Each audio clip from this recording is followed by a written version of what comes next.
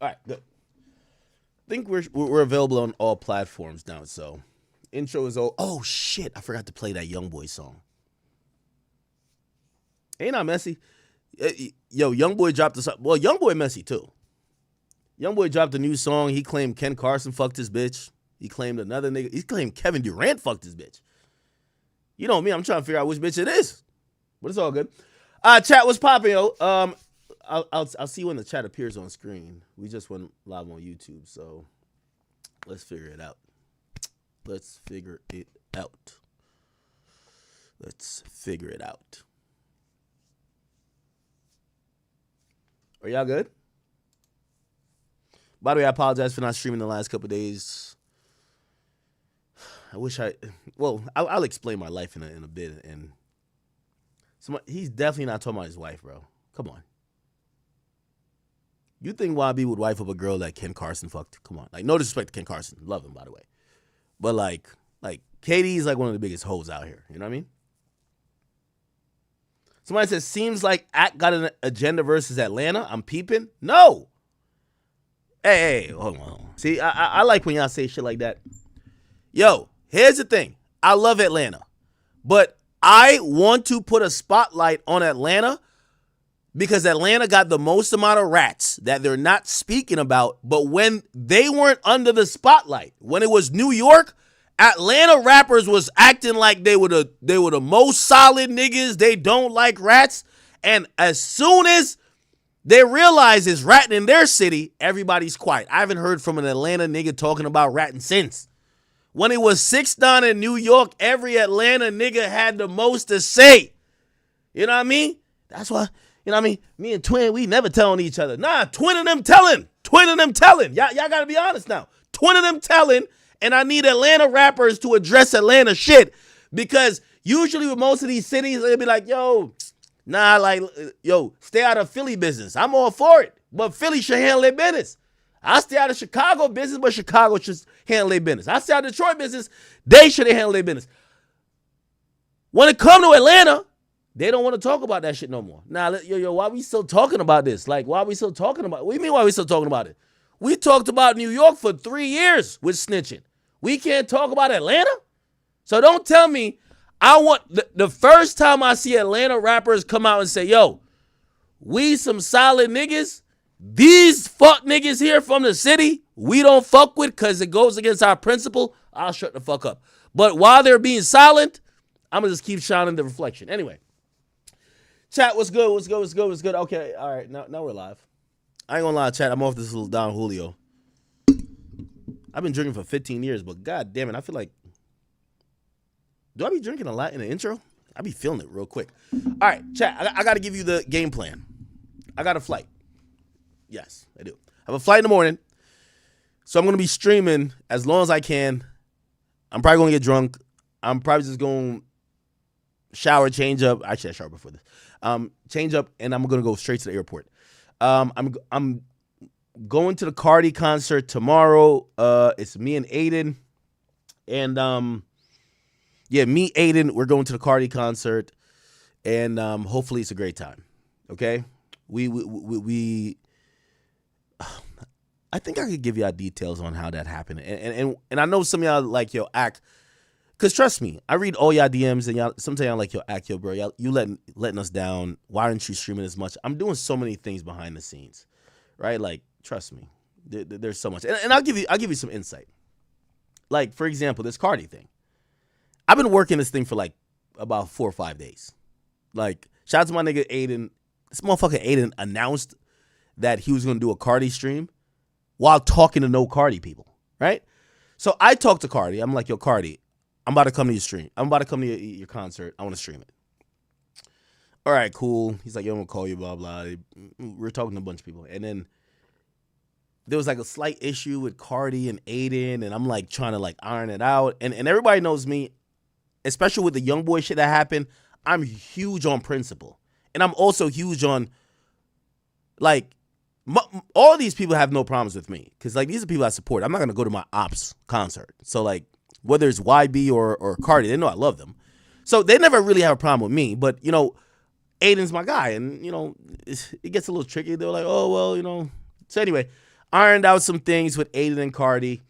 Because I think what happened, Cardi and Aiden did a stream, and there was some, and I'm talking to his people, and they're like, "Yo, act, no, the invite to come stream the show for you is good, but Aiden, there's unfinished." And so we had to go through a whole thing where I'm trying to iron out issues with Cardi and Aiden, which I did. And by the way, I'm only saying this today because Cardi and Aiden talked on the phone without me finally, because I was middleman and everything. You know what I mean? Like, let me tell you this. They'll never show the side of me, but I'm one of the most loyal niggas you've ever seen. Like, put it like this. When niggas want to charge hundreds of thousands of dollars for Aiden to go stream YB concert, I'm the nigga who puts myself on the line saying, it ain't happening. Now, hold on now. What you mean? I told them niggas, I said, I stream here all the time. I've been to like 10 times. What you mean? If I stream here for free all the time, why Aiden got to pay? Because he white? Nah, we ain't doing that. So, again, Aiden's my guy. I rock with him. He rock with me.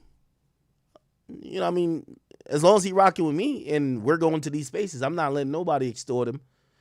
I get it, and I don't care. He could have $1 billion. This ain't the let's get 500,000 out of him type of thing. And yeah, I get to realize, and I told him this too. I say, "Yo, Aiden, you gotta stop leading with money, because here's the thing. Anybody who I fuck with, if I ask them, like I've done so many things to these guys, if I ask them for anything, they're like, "Oh, act for you or anything. We love you. You're the best. Like you're part of the reason why." Like even Cardi said directly, because we were on the phone, and I don't mean to dox the convo. Cardi's like, "Yo, act. You turned that YB show like tore up just by your coverage of it." And I'm like, "Yo, thank you, but we trying to come to your tour, and shit, if it's like that, we finna turn it up too." And he appreciated that. Anyway, we ironed out pretty much everything, and Cardi is expecting and anticipating not only me, but he's anticipating Aiden tomorrow too. Okay, and I'm very proud to say, and I don't know about these other guys in the space. I'm rich. I don't give a fuck. I'm not trying to nickel and dime people, but I also don't want my friends to get finessed and extorted. And not because Aiden doesn't share the same skin complexion as me. I don't want them to be like, "Yo, Ack, you're always good for free, but he got to pay $200,000 for some dumb shit." I'm like, what? So anyway, none of that happened, but I was working on that for like 4 or 5 days. So I'm catching a flight to Florida. We're gonna go to the show, me and Aiden, and yeah. Now I'm not guaranteeing we're gonna be kicking it with Cardi, but we're gonna be at the show, be around his people. Obviously, he has to do a job, so that's happening tomorrow. But if you're wondering why I've been trying to like set some of these stuff up. Somebody said, "Damn, yo, y'all are crazy." Somebody said, "Yo, act, nobody cares." Jesus Christ. Yo, y'all want me to do desktop streams so much? I'm only there for a day. So I'm going to be back on Tuesday to do a desktop stream. So tomorrow's IRL, Cardi. Then Tuesday I'm back desktop, right? Yes. I'm back on. These are day trips. Like I was supposed to leave tonight, and I'm like, why am I going there to go sleep in Florida? So I'm flying out tomorrow morning, concerts tomorrow. I fly back literally the day after. And yeah. Okay. React to Selena and Neon? Why? Maconia, what's up, bro? All right. Somebody said, "Where is T Grizzly paperwork?" Oh my God, they won't let me. Yo, I gotta let you know. Wack has called in, I gotta let y'all know. Me and Wack, I fuck with Wack. And Wack has kind of called in the, "Yo, act, this is getting serious. Yo, we got a relationship. I don't want you to play the middle on this. You fuck with me or nah?" And he's kind of almost like, he's asked me to kind of like just chill out of like even talking about that situation anymore. But T Grizzly niggas keep sending me shit. So I don't know if I was instigating at first, but I'm going to just like fall back. Wack was just like, "Yo, bro." You know how Wack does.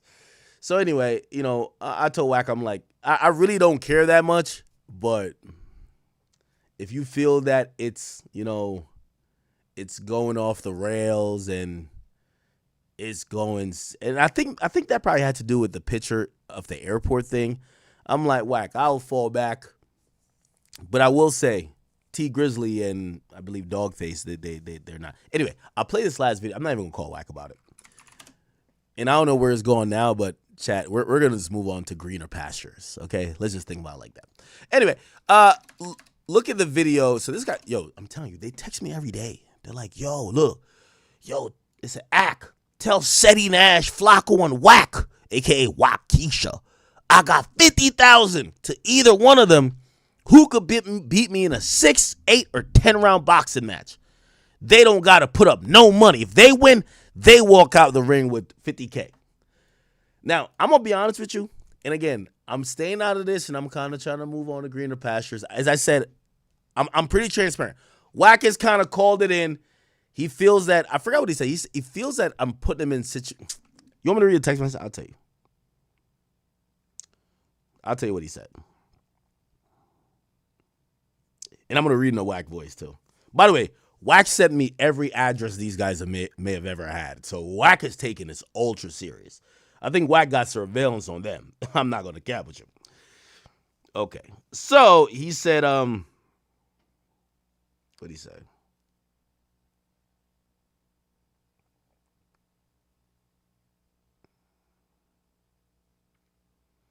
Okay.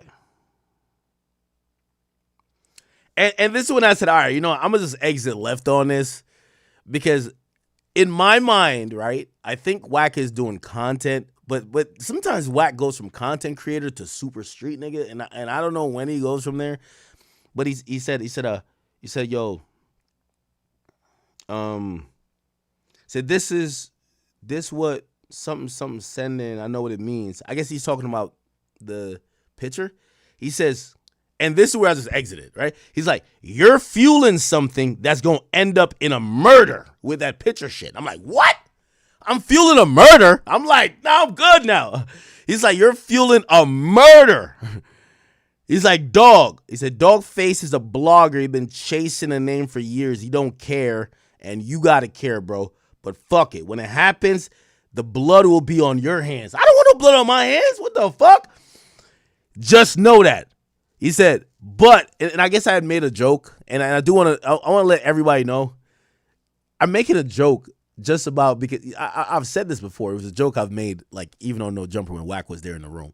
I was just like, damn, the niggas who fucked with Wack, they went to jail. Like, I'm like, yo, that's kind of like lit. Yo, when you don't got to do nothing to your ops and then go to jail, that's kind of lit. But, like, I don't think Wack is a federal agent, just to let you know. Even though I know there's rumors. I don't believe that. Anyway, Wack wasn't fond of my joke. So he says the picture thing is gonna result in a murder. And I'm like, and he says it's gonna be on my hands. And I don't want to be on my hands. And he says, yo, he says, but please refrain. He says, you can't joke about me about no Fed shit. I get my info the same way you get it. And anybody else in the public gets it. We get it from public record. And I do agree with that. For the most part. Because sometimes they send him stuff that I can't verify. I don't know. But then he says, act. He said, do I look stupid? Detroit can't build Detroit. That's why he wants me to build this guy. So, because I was trying to tell him, I'm like, yo, honestly, I cover rappers. And I guess what Wack is saying to me is that, yo, you keep bringing up this Dogface guy. Nobody cares about him. If it was T Grizzly, we would get it. And I told Wack before, I said, yo, well, T Grizzly is putting Dogface as his mouthpiece. Like, anything Dogface is saying, I'm assuming T Grizzly standing behind or is in the know of, but he's speaking for T Grizzly. And I think Wack is just saying, like, bro, if T Grizzly's not speaking, why are you posting this guy?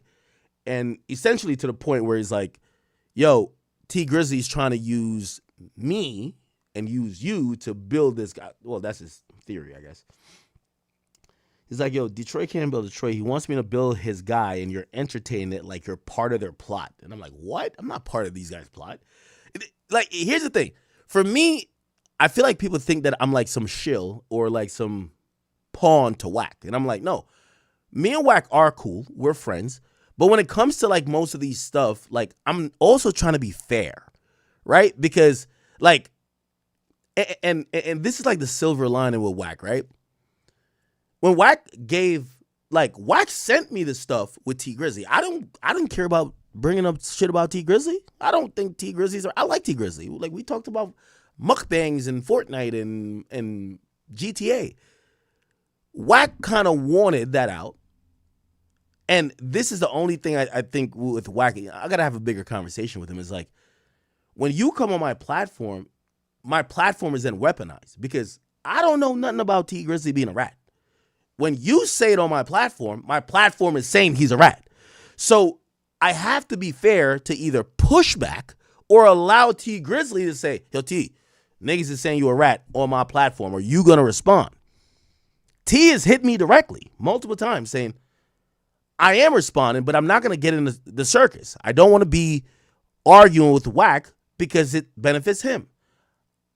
I will tell you who will represent my points, and he picked this guy. So this guy here, like, it's not like I just randomly brought him up. T Grizzly has picked this guy to say he represents my side of the story. So that's the only thing with Wack. I'm like, yo, Wack, you can't say stuff against people, and when they try to defend themselves, you're like, yo, no, this is how they're defending themselves, right? So, anyway, finish reading. It's like it feels like you're part of their plot. He said, nigga screams my woman's name. Now, and honestly, I get what Wack is saying there. Like, trust me, everybody, I don't care, gangsta or not, we all have a soft spot for a woman we care about. And if we're arguing as men, if somebody brings up your girl, like, yo, your girl sucked my dick or something, like, it just fucking, it turns it to something else.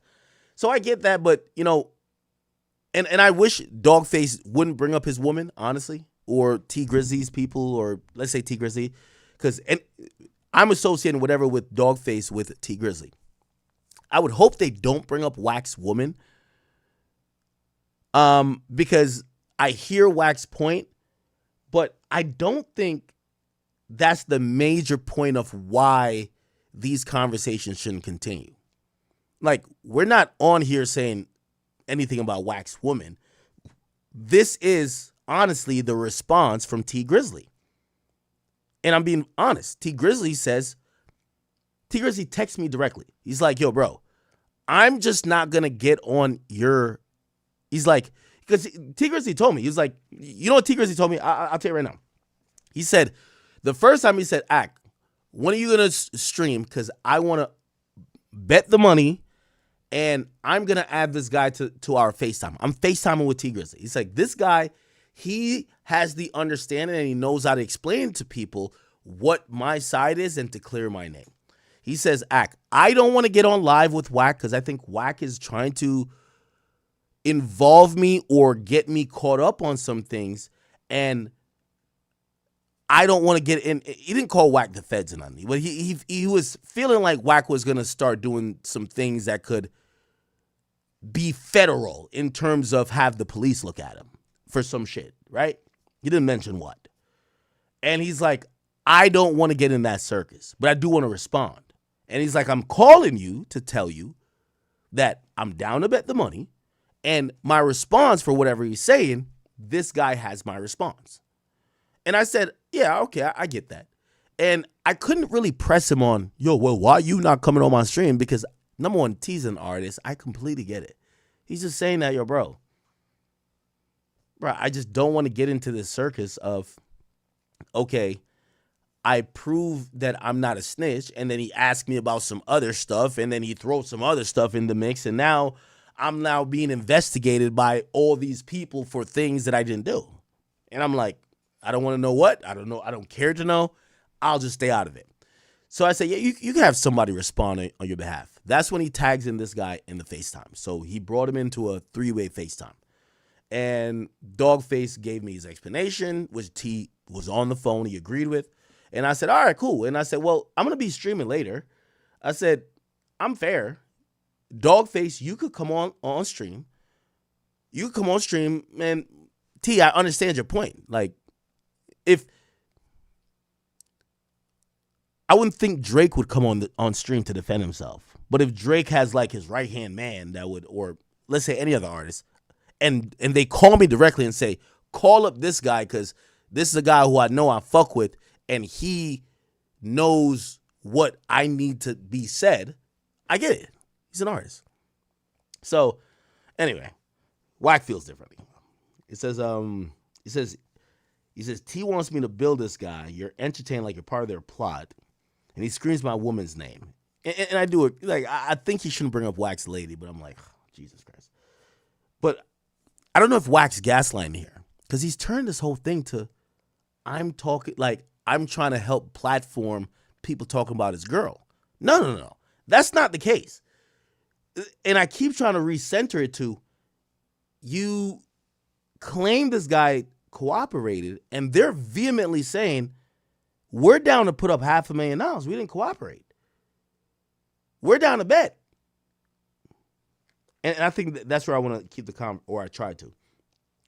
Said, tell T Grizzly my word. All right, and I don't know if I should read this, but tell T Grizzly my word, he will.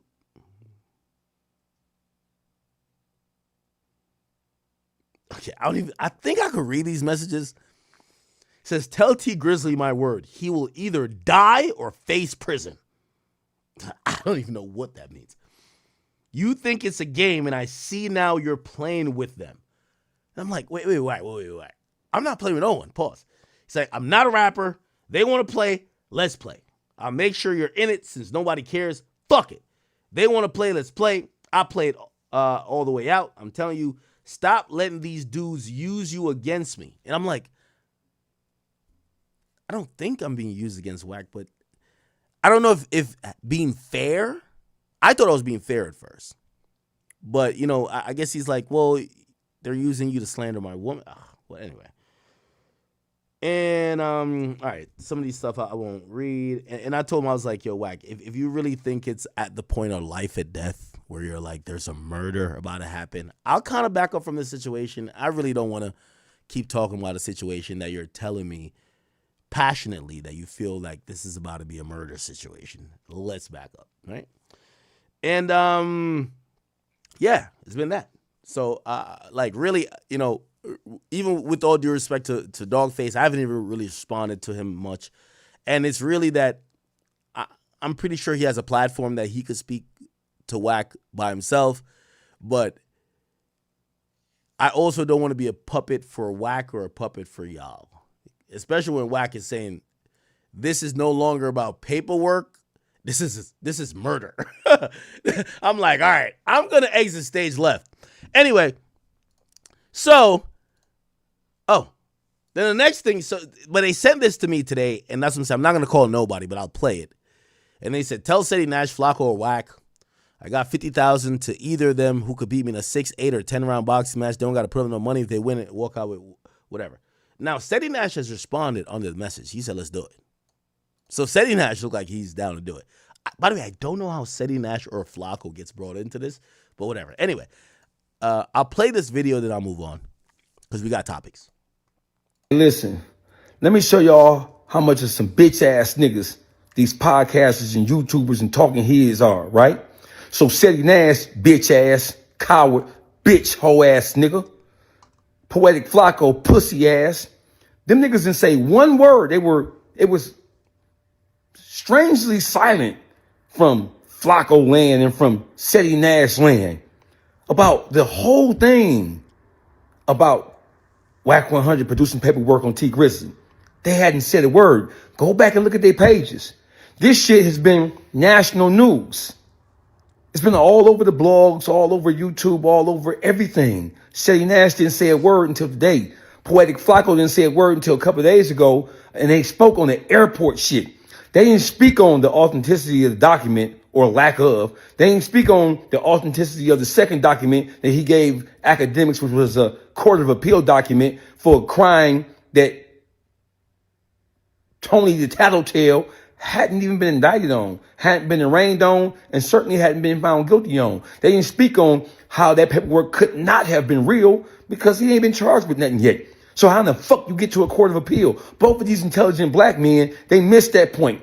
And look at how these niggas are grabbing hold of this shit right now. They're grabbing hold to whether or not it was gangster or not for somebody to snap a picture of Wack 100 bitch ass and this funky bitch ass hoe. Okay.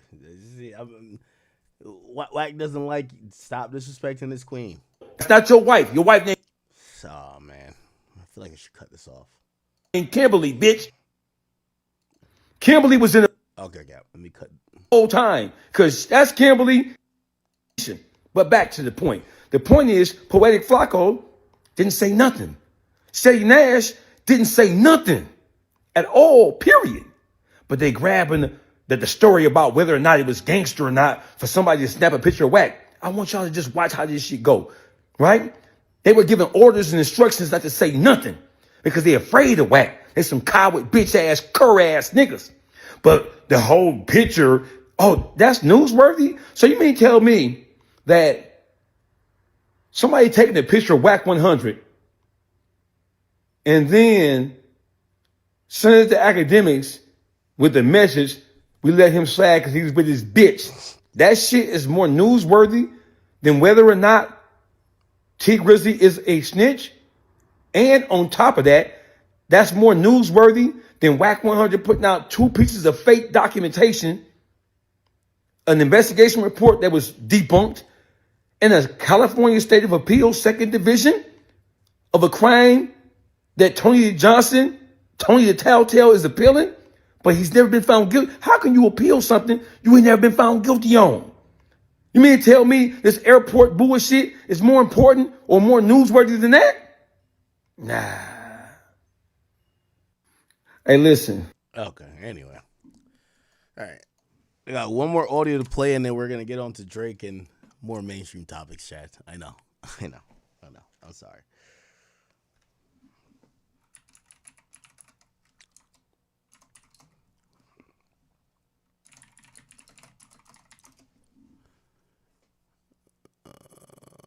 I guess this is it. Hey, Poetic Flacco. Is this the same thing? Hey, you haven't said one word? He has minions that he put to work. Y'all forgetting all of the most important issues. The most important issue is this whole thing started because Wack 100, according to him, he picked up Tony, aka Baby Shooter, aka Tony the Tattletale's water and carried it for him. And he gave him a bullhorn, a mega horn, to talk about T Grizzly. The only problem, gentlemen, is that both pieces of paperwork that Wack said he got directly from Tony, Baby Shooter, Crip Johnson have been proven to be fake. And the whole world can see it. But you bitch ass niggas chose to bite down on an airport photo. What about the fact that... All right. I'm going to cut this short here. We got limited time, a lot of topics to cover. Chat. I have a hard out in 3 hours and 30 minutes. Yes, facts, because I got to leave at a certain time. Yeah, 3 hours and 30 minutes at 3 o'clock if I even survive, because I'm drinking like a motherfucker. I got to get the fuck off stream. So let's get to more important topics. Let me just kind of wrap this up by saying this. With all due respect to Dogface, T Grizzly, and also Wack 100, I see Shetty Nash and Poetic Flacco. I don't know how they kind of fit into the mix, but let me just say this. I'm not mildly or even reasonably interested in conversation that has to do with Wack's current girl, wife, whatever the case is, in anything other than this initial allegation that T Grizzly told. Okay? If y'all are trying to bring it to the, oh, we were going to pull up on you, we're going to do something to you, y'all go do that. Keep people like me out of it. We'll just see it on Instagram or Twitter. My only thing that I would consistently say is that I would like for y'all to focus on the actual matter at hand. Did T Grizzly cooperate or not? And if the conversation veers off consistently from that particular central core question, I'm not really interested anymore. So again, was it fake paperwork? Was it not? Did T Grizzly tell? Did he not? Other than that, this is kind of getting personal, and I'm going to exit stage left. And I wish the best for not only Dogface, T Grizzly, Wack, and anybody else involved. Okay? I'll leave that there. Anyway, chat, welcome to the stream. It's almost like a pre-stream segment, huh? Where should I start? Where should I start today? Where should I start?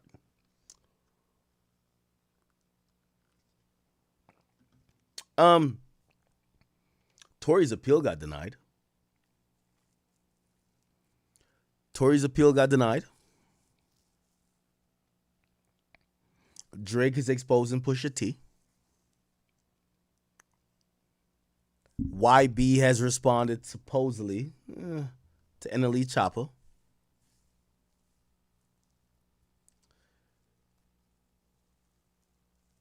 Mer1X. Today's your birthday. Happy birthday, bro. Charlamagne's on Melissa Ford. Rory got exposed. I could probably kill the... I know... Listen, I know y'all ready for me to drop 45 on Rory. I know y'all want me to drop 45 on Rory. I don't have the energy for that. I felt I killed these niggas years ago. And I'm going to be honest with you. Maybe there's something I'm missing. I don't think they've had relevance, really, other than Mealy Mall talking about, Drake, and, he has his own personal relationship with Drake. I don't think they've had any relevance. When it comes to that albino dweeb, Rory, it's very clear to me, like, I think he's washed. Now, I'm also somebody that, I don't like jump-ins. I like one-on-one fair squabbles.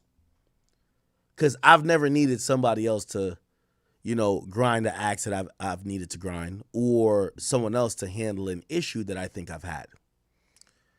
So while everybody was so caring about if Rory hated black women, I didn't feel none of the ways y'all felt. And I got to always keep it 100. I was laughing at y'all black chicks. Facts. You know why? Because y'all was dick sucking this nigga for years. If it took now for y'all to realize maybe he don't fuck with y'all are clowns. I ain't gonna lie to y'all. So I wasn't with y'all on none of the, let's feel bad for y'all. Y'all are dumb as shit. If it took y'all this long for y'all to realize he didn't fuck with y'all are stupid. And I can't, as much as I don't like him, as I said, when I catch my op, I don't need everybody that don't like my op to be with me for me to get my op. I ain't with that. So for all of the black women who felt betrayed by Rory, you're a fucking moron for liking him in the first place. I got nothing. There's nothing that's like, I'm with y'all on this. Like, for what? I exposed this little nigga years ago. I exposed him years ago. I broke it down line by line, bar for bar. I showed y'all him costuming. I played these videos. It's a nigga from TMZ who sent me this video. I said, bruh, I DJ'd these joints. These little meet and greet joints that I've DJ'd all throughout Jersey. This little white boy was a fraud from day one. I've been exposed this. Listen, y'all didn't want to listen. Because you know why? A lot of times, it's not about the message. It's always the messenger. Some of y'all black hoes ain't my biggest fans anyway. So the fuck am I placating to y'all? Like, I'm not going to come to y'all like, man, fuck y'all niggas anyway. Nigga. I'm standing on it. So I'm going to keep it a beam. So I'm not going to jump on some fake shit. That's why when people say, why'd you tweet out a picture with this nigga? It's been up with me and him personally since then. I don't need y'all to tell me he don't like. I don't need black women. No disrespect. I don't need black women to tell me that I got my op down bad. I'm good.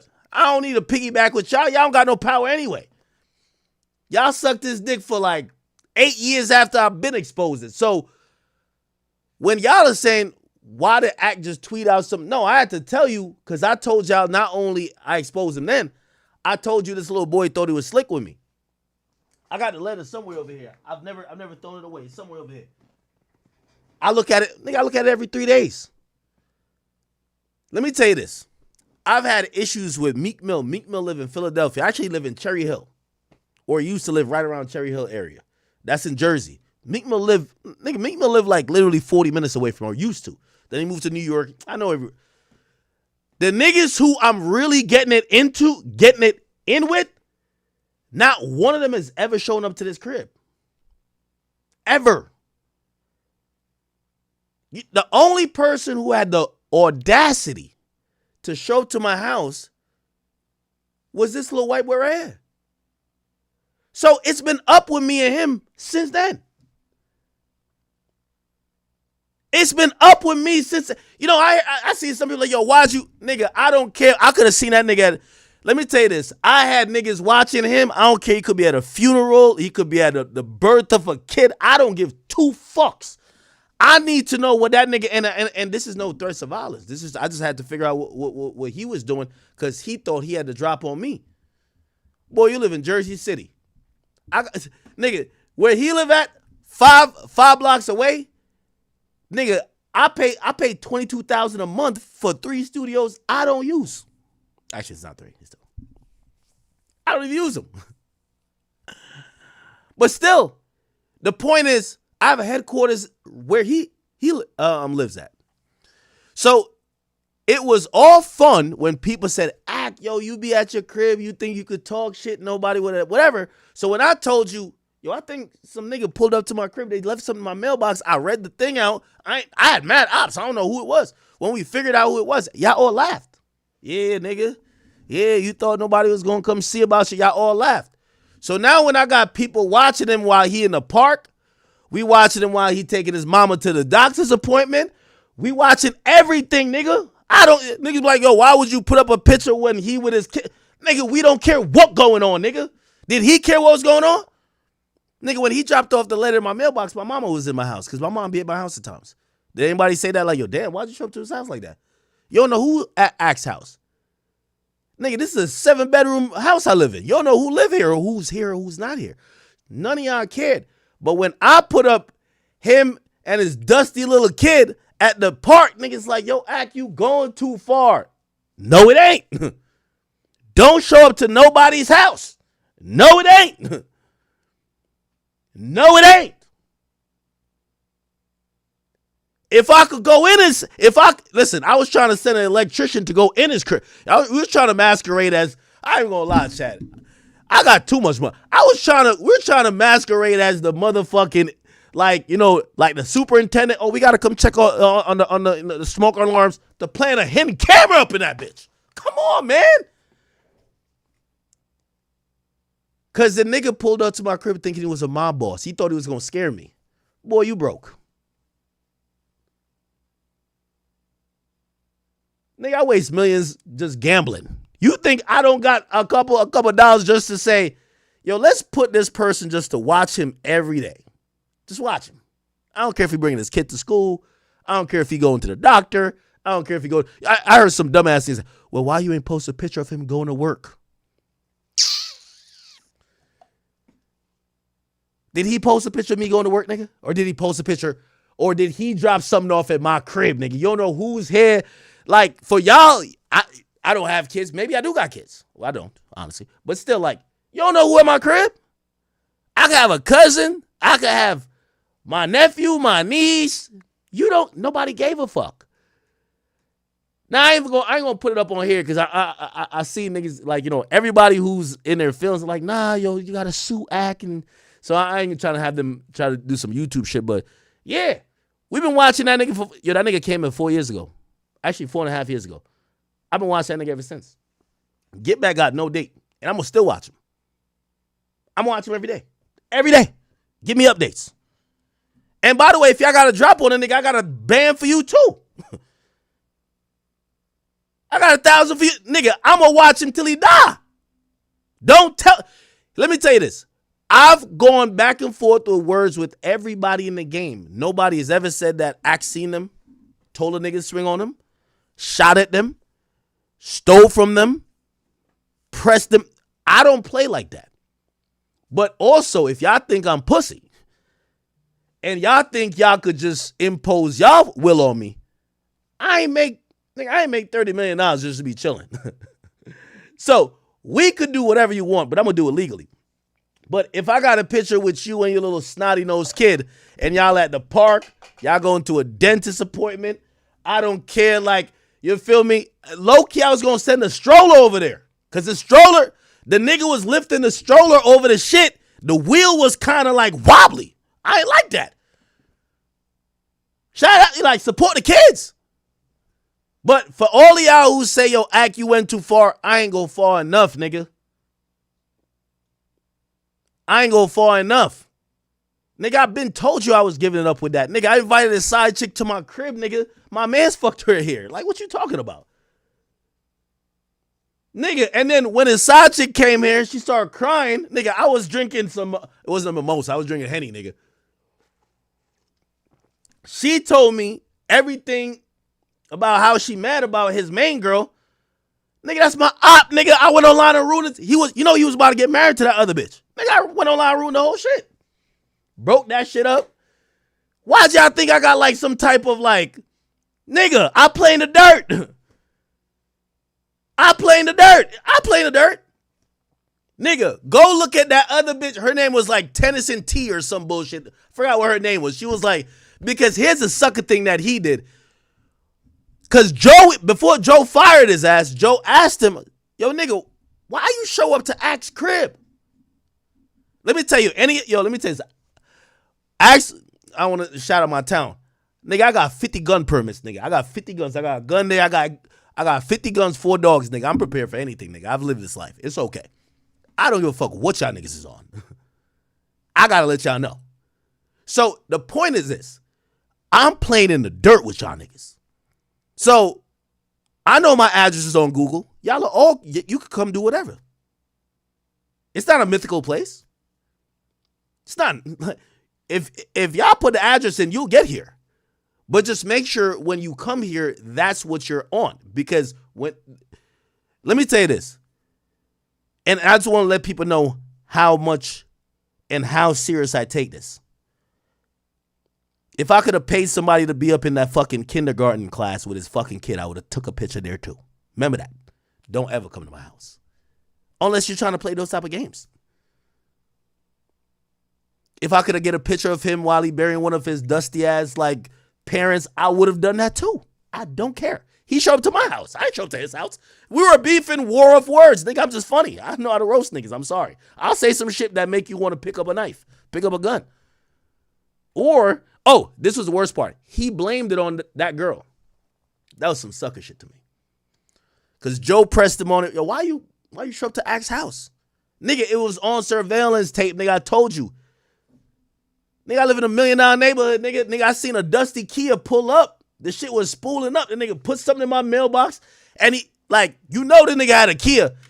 I could tell they floored it. But you know when it got a spool up. I'm like, what the fuck is that? Like, is that DoorDash? It's Rory. So anyway, please. For anybody who's saying, Ack, you went too far. I ain't go far enough. Nigga, if I could catch him and his bitch at Planned Parenthood getting an abortion, nigga, I would put the picture of the fucking ultrasound out.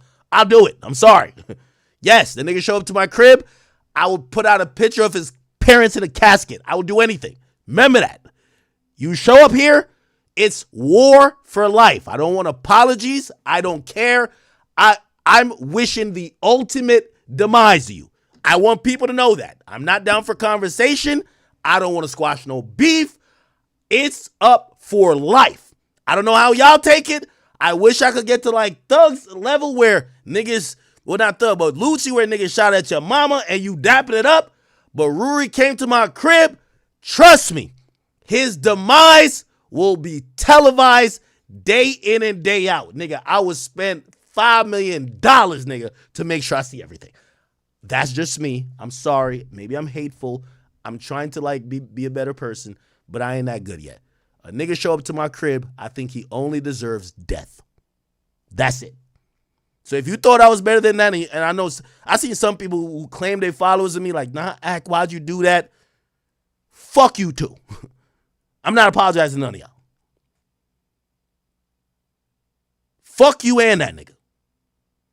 And for the people who think that I need to piggyback on his moment of his demise, I don't give a fuck what he said about black women because I've been exposed this nigga years ago. Y'all didn't give a fuck. I only care about my beef. Okay? Just to let y'all know, if the nigga was in a wheelchair, I'd kick it. If it was in a breathing tube, I'd plug it out. If it was on life support, nigga, I cut the electricity in the whole town. Just let you know where my hatred's at with this nigga. It's never gonna be cool. So don't tell me about why'd you post a picture when he with his kid. Nigga, I don't care. The moment, and this goes for anybody too. You show up to this crib, I will personally monitor you until you meet your demise. That's just it. I will do nothing to you, but I'll monitor you until you meet your demise. Okay? I don't know how y'all take it, and maybe niggas just show up to y'all crib and violate y'all like that. But me, again, I don't give a fuck what he said about black women. Y'all niggas handle that shit. But I'm going to tell you, I see the nigga in a wheelchair, kicking that shit. Nigga got a walking stick, tripping him. The nigga got one eye, I'm poking him in the next eye. I'm sorry. And that energy only emanated from me with this one individual when they showed up to my house, thinking they could intimidate me. That's it. So, and he like, oh, he talked about black women. Man, fuck y'all, man. Y'all good, man. Y'all can defend yourself. I'm good. Oh, he said this. Like, I'm not jumping in with none of y'all shit. Like, how am I going to cancel a bum ass nigga? This thing is irrelevant to me. But I just want to let you know where my hatred's at with him. And it's never subsided. Actually, the longer he lives, it gets deeper. I ain't going to lie to you. I hate a nigga more now than I did 3 years ago. I'm telling you the truth. I might need to heal. But when y'all see me come out and say something, like, I'm not even, like, certain stuff, you know, if I'm talking about rap shit, I'm like, I'm above that. If Ruri died, I tweet out the picture of him, like, his autopsy. Like, I ain't gonna lie, it's kind of like that. Like, I really hate the nigga. I hate him to the core. If they say you can remove 3 humans from Earth, he's one. He's one of them. I'm sorry. But he did that. I will never stop. When a nigga pulls up to where you lay your head at, you should never lose focus of that nigga till that nigga is in a casket. Remember, I told you that. And when I say that, him and his entire family tree. I'm going to leave that there because I don't give a fuck about none of this other black woman shit y'all got going on. I could care if y'all like him or not. To me, that nigga's a bum. All right? Anyway, that was hateful, right? I'm sorry. Chat, if you don't hate nobody like that, that's on you. But I hate a couple niggas like that. He's one of them. It's a handful of niggas I hate like that. It's him. He's one. I don't like him. Yeah. Somebody said, what did he say about black queens? I don't give a fuck what he said, nigga. Like, I've been hoping this nigga die. Like, the hell? Anyway. All right. Let's get on to greener pastures, chat.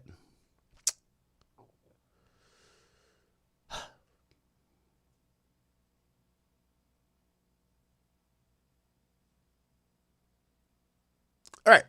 So, what do I have in my title? Hold on.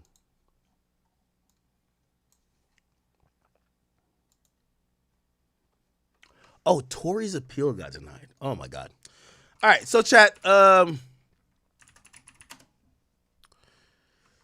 Lanez suffered a really dramatic setback. So his appeal, he had 2 appeals, right? Give me 1 second. Oh, wow. Wait, give me one. I want to make sure I read the full thing. Because I believe... So, Tory had 2 appeals in. Okay. Let me start from the beginning. Tory Lanez was convicted of shooting Meg Thee Stallion, right? Do I believe he did it? No. I think Meg's a liar. I think Meg's a drunk. And honestly... I do believe, in my personal opinion, that Tory Lanez was wrestling over the gun with Kelsey. That's my opinion, right? Regardless of my opinion, he was convicted of aggravated assault with a deadly weapon, right? Which is the shooting of Meg Thee Stallion. He was sentenced to 10 years in prison. He was sentenced in December 2022. We're approaching December 2025. That's about to be 3 years. Now, even though he's sentenced to 10 years, he's going to have to serve about 6 or 7, Most places, and depend on what jurisdiction you're in the feds, you got to do 85%. But California, usually a place with overcrowding, sometimes it could go down to even 65%. Or some people even say 50-50. When I mean 50-50 means like as long as you do 50% of your time, you could be eligible for release. Currently, his parole date is 2029, which would be 4 years from now. And essentially, you know, not only does he not want to be incarcerated for another, what would be 4 years from now, his immigration status is up for, you know, it's on the rocks. Barring any last minute, you know, hurdle or last minute, you know, Hail Mary that he had that establishes his citizenship, Tory is a citizen, from what we know and what everybody knows, of Canada, not the United States. As usual law, federal law definitely, but most states usually accept that if you are a immigrant, whether legally or illegally, if you then commit a crime that is punishable by over a year and a day, which is usually called a felony, if you serve that time, usually they refer you to the federal authorities for removal, or some people might know that process as deportation. Now, California is a little bit weird situation because California is, California, specifically Los Angeles is known as a sanctuary city, which they usually don't refer their inmates to ICE for the deportation process. However, Tory is a famous celebrity. ICE knows approximately when he's going to get out. They're not going to let a guy who just did a felonious sentence go back into society without picking him up, right? So essentially, Tory's pretty much going to get deported. What does that mean? He's a musician. He's lived in Florida for years. He also lived in LA for a while. He would have to be restricted to going back to Canada and be ineligible of ever coming back into the United States for tour or anything else based on the fact that he would be deported. So it's a big deal if he's deported. Now, obviously for him, the main thing right now would be, how do I not spend the next 4 years in jail? And I'm saying next 4 years because he's already done 3. We're assuming he would probably get out in 7 years when his parole date is, which would be in 2029. He had 2 appeals open. One appeal was what's called a he submitted a writ of habeas corpus. And I've explained this before. They make the legal shit sound very difficult, but it's not. Habeas corpus is a Latin phrase of, it's a plea of innocence, or it's a show me the proof why you're taking someone's right. Now, you could have a writ of habeas corpus for anything if you feel you feel that a right that's guaranteed by the Constitution is actually being deprived of you unlawfully or without proof or anything else. So this is a Hail Mary appeal, that particular one, but it's basically says you have to show me why I'm locked up. Now, the first thing they're going to say is you're locked up because you went through a legal, fair, and just trial that a jury of your peers convicted you in, right? Now, of course, Tory's going to have his retort to that, but a writ of habeas corpus is what I call a Hail Mary. If anybody's familiar with football, Hail Mary is usually like, it's like 4th and 45, okay? It's just that type of situation. Meaning that it's a long shot. It's a long shot because generally speaking, most of the reason why you would be locked up would have some legal process. Like, for example, if they just took you into custody and they held you for, I don't know, they had you for 3 months at a county jail, you have no charges. Now, usually, a writ of habeas corpus would bring to the attention to the court to say, hey, my client is locked up without any charges and he's been held and detained unlawfully. He needs his freedom immediately. And that's a typical way how a writ of habeas corpus would be used and it would be granted, right? Okay. So, again, and I'm explaining this kind of laboriously, but I want you guys to understand it because it's two appeals. And I'm going to get to the more relevant appeal that was denied. But this appeal, it's a long shot. It says, y'all are holding me against my will, or you're depriving me of my freedom for no reason, right? Or not a lawful reason. It's a long shot because the mere fact that you got indicted, you went to court, you picked a jury, they had a whole court case. That is the reason why you're locked up. So a writ of habeas corpus is usually if, say they just pick you up. Say they're having some investigation, they pick you up and they have you locked up for 20 days. That's a good way to get out of that, right? Okay. Now, the other appeal that he had was appeal for a new trial. And Tory was saying that the trial was fucked up. It was scuffed. Things were introduced that shouldn't be introduced. His lawyer was a conflict of interest. He brought up many different things that he wanted a new trial to try to prove his innocence. Now, the road to freedom, if you are granted a new trial, is that you could be granted a bail pending a new trial. And for some situations, like this case probably costs $500,000 or more to try for Tory. Maybe the prosecutors are like, yo, we don't want to spend that again. We're not even going to do it. So you're free, right? So that's another way. The appeal that got denied, and it was really affirmed, is that the California Court of Appeals has affirmed that Tory Lanez's prison sentence and his appeal for a new trial, they don't see the reason for a new trial.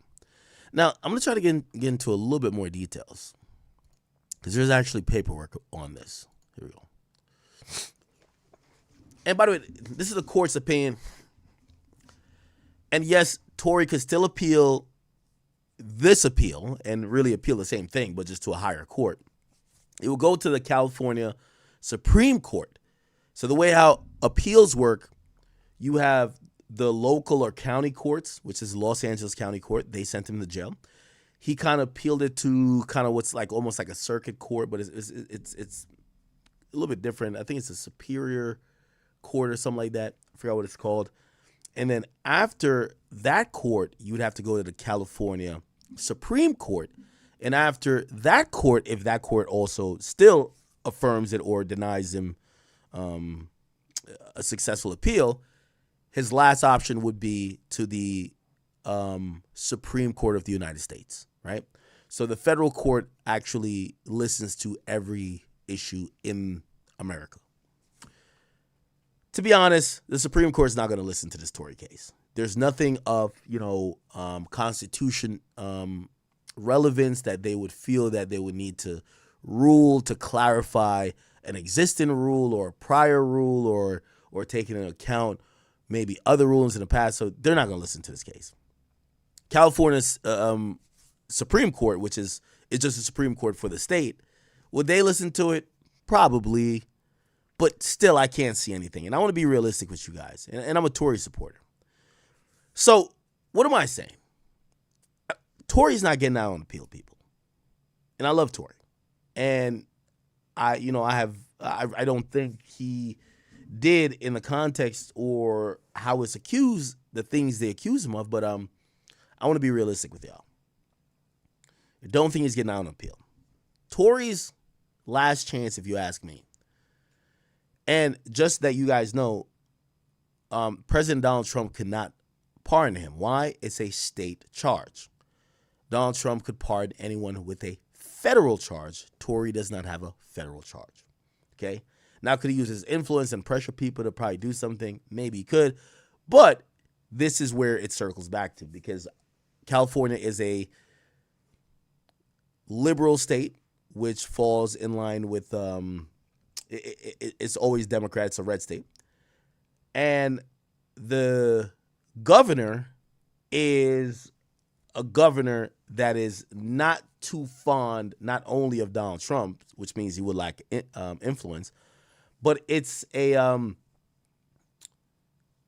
governor that is pretty woke, and I personally can't see them pardoning, because he could be pardoned, but it would have to be by the California governor. I can't see them. I think it's Newsom. I can't see them pardoning someone who was even accused of shooting a woman, right? Like most of the really woke people, they're like super protect women, women are right, women. The guy whose party got him elected in a state that is all about protect women, this and third, why would he pardon Tory Lanez, who's accused, even if you don't believe it or not, of shooting a woman? So I don't think he's gonna. That's his last chance, if you ask me. And I'm being honest with you, I don't see it working, but I could be wrong. We'll see. Anyway, it says, after hearing further argument from both the defense and the prosecution, the court concluded the prosecution had proven beyond a reasonable doubt that the victim was vulnerable within the meaning of the rule. The court viewed Peterson post-incident conduct as a major aggravating factor in this case. So they're affirming the sentence by saying, no, you deserve 10 years because of how you acted after the incident. It says, with respect to the mitigating factors, the court found Peterson's participation in a charitable causes to not be very significant. They said that Peterson had been an asset to the community and helped people out, and it wasn't a recognized factor in mitigation, but it was important nonetheless. Similarly, the court said that Peterson's low risk of violent recidivism was not a major factor, but it was a factor. The only one of these findings Tory Lanez actually challenged on appeal is the vulnerable victim finding, referencing to Harris, which is Kelsey Harris, statement to the prosecutors that she saw Peterson reach towards the center console after threatening to shoot her. Peterson contends that Pete, that's Megan Thee Stallion, should have recognized there were indeed signs that an armed individual may be in the vehicle, and thus had the ability to run or duck once she saw the gun being pointed at her. Whatever. All right. Let's see if we can find some more details. All right. Oh, here we go. So this is the appellate opinion. And I don't know if you've ever seen like an appellate. So in the appellate court, there's no guilty, no innocent. You get an opinion on a ruling. That's what the appellate court system is for. They don't make decisions, they review decisions, right? And there's a whole context here and index. And then let me just go to the opinion part. And this is what the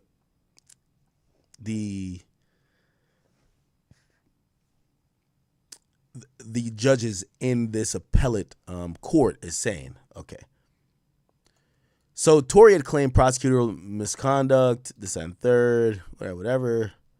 Okay. Let's see if I got to go down. This is a long document. Fuck.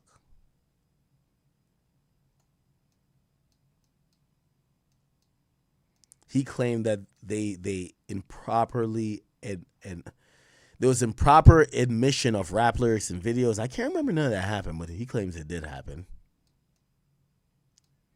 Let me go just to the opinion, because that's what matters.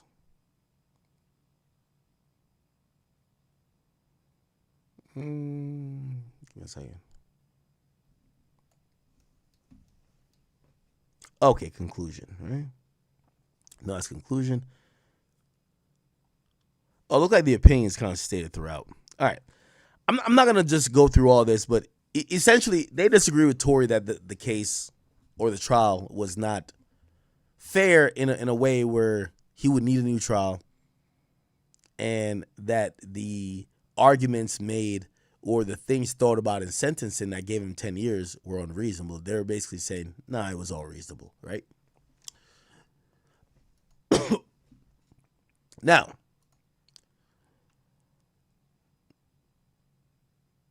okay.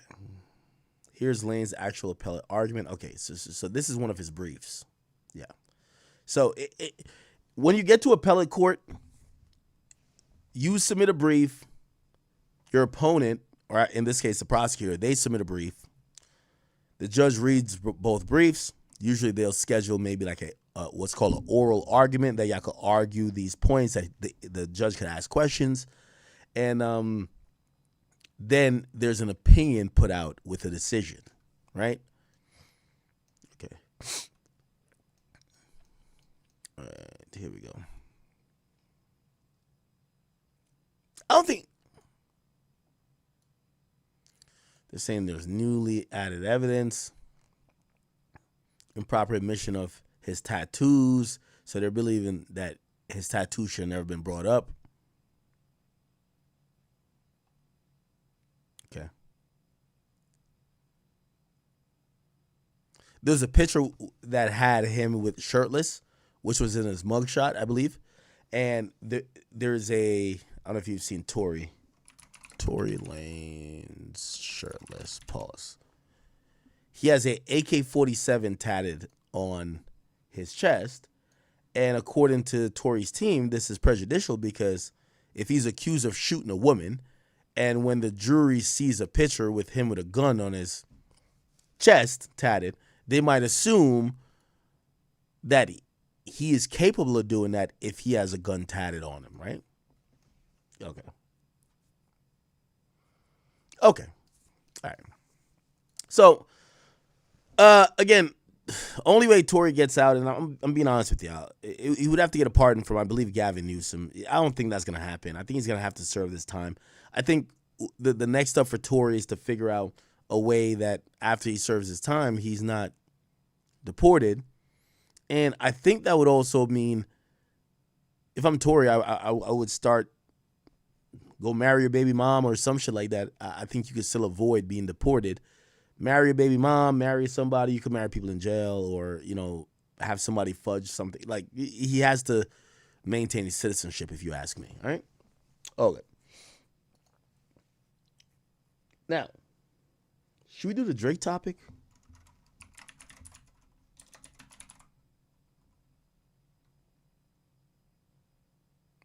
Oh, before I do the Drake topic, I actually want to do this.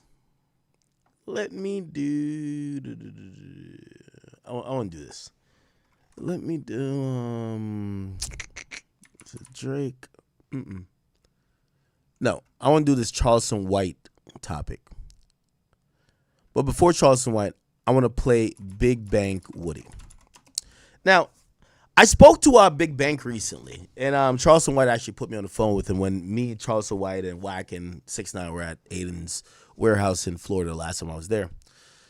And so now I'm like, damn, they nigga want. Woody told me, he said, Ack, I'm going to do an interview with Big Bank, and this shit's going to be good. You should watch it. And I said, I don't think Big Bank is going to do an interview with you. He's like, Ack, we already did it. I said, well, he might edit out a bunch. He said, no, he won't. Now, I'm saying this to give some compliments to Big Bank, because Woody actually put me on the phone with Big Bank. Never spoke to him about it before, and Big Bank says, yo, Ack, show me some love on that platform, because he wants the visibility of it, and I want you guys to go check out the interview. Now, the reason why I was skeptical about this is that, let me be very openly clear of what's going on. I want to be very openly clear of what's going on. There's a bunch of street dudes, and by the way, my name is Academics. I keep telling you, I don't want to talk to these rappers. I make more money talking about them. So they don't got to be in front of me. I got the biggest platform, period. So I'm going, I could just say, it don't matter what I say. I'm going to make more money talking about you than to you. So I don't care about an interview. However, I realized that in the last year, there's conversations that's needed to be had. And by the way, this is mostly Atlanta shit. These rappers don't want to have the same conversations they were so willing to watch others have when it wasn't their city. What am I talking about, people? I believe Atlanta rappers now, the majority of Atlanta rappers are snitches. And not because I think they're snitches, it's because their actions don't align with the street code. And that would be deemed as snitching. However, they all want to continue and act like they're blind, deaf, and dumb, like they don't want to admit it. And they need, and it's always like that, they need people to co-sign that what they've done isn't bad. I don't want to mince words here. I don't want to speak in, unclear terms. I think Atlanta, a bunch of them rappers is telling, and they're trying to use their media guys to coddle what's going on. Now, this is very different. In New York, there was no one that showed up for 6ix9ine. I mean, I guess you could say me, but I don't consider myself New York. I'm just me. And by the way, I never said 6ix9ine ever told. There's rappers are trying to use media in Atlanta to try to make them not seem like they did what they did. So when Big Bang interviewed Young Thug, I wanted to know how supposedly, the Big Facts podcast, where they wouldn't interview Rollo because they felt like Rollo told or whatever the case is. They want to interview him on that platform, but they would, and obviously this is not Big Facts, but Big Bang would interview Thug. And I said, oh, okay, I get it. And this is why I always keep telling you, I said, it's not about who told. And by the way, I don't give a fuck if Thug told or not. I like him. But it's not about a true, genuine principle. It's not about who actually told. It's about did you like the person? So they've been trying to change a lot of the narrative when it comes to Thug. So at first, when I seen Big Bang and him interviewing Thug, I'm like, all right, I get what this is. They're utilizing Atlanta street podcasts to basically say a narrative to try to convince everybody that they're not seeing what they're seeing. Okay, cool. But I was shocked when I seen Big Bang also open up his platform to Woody. And for that, I want to say, yo, Big Bang, I salute you. I said it to you on the phone. And I thought you were, I realized you were much bigger than being used as a pawn. Because yes, Thug and them are trying to use niggas as pawns to try to put out a narrative that they're as solid as they come. And they're not like 6ix9ine or Gunna. How do I know? I'm in the media. I see people try to use the media all the time. I give Big Bang credit because Big Bang was fair. Won't smoke with me. He allowed Woody to speak on his thoughts about Thug. He expressed it clearly that he felt like Thug was one of the main culprits of cooperating, or Thug started first. Nah, I don't, because like I tell people, like I ain't this tough guy. You feel what I'm saying? Yeah. That man died, bro. Everybody in London said I did it. Oh yeah. Everybody, yeah, nigga. Yeah. Everybody convicted me. Yeah. Homicide said the man. Here. It went over a lot of people's head about certain cause. What led to certain points where they were trying to say somebody was gonna hurt me. So people say, "Oh, nigga, you disloyal, you told," or whatever the case is. They say, but people they not paying attention to what led to that point. Mm-hmm. So it's like, if my loyalty to you, I'm already not explaining myself. I'm letting people think what they want to think. Yeah. Easy, I get on the internet and say I didn't do it. You know what I'm saying? Because I'm gonna defend myself, but instead I just defended myself. But if I'm being loyal to you and then I find out y'all niggas playing on me, I'm already fighting a war by myself. Y'all niggas ain't even helping me. Y'all think y'all gonna give me up for the enemies? Hell no. So y'all ain't finna lay me to rest to try to say, okay, Everything squashed now. yeah, y'all ain't doing it. So I'm gonna go to war with everybody. But could they have been paranoid? I'm knowing how you move. I'm knowing how I will. I defend him against somebody who don't know that. See, Jay knows what she talking about. So, Shit see that niggas doing dishonorable. slime shit, bro. Everybody out here putting their opinion on it. Why it says what allegedly court documents say young slime life. Why is people looking for loyalty in some slime ass niggas, bro? Help me understand. Throw it in the interrogation room just like my red ass did. Now, this is why I respect Bank.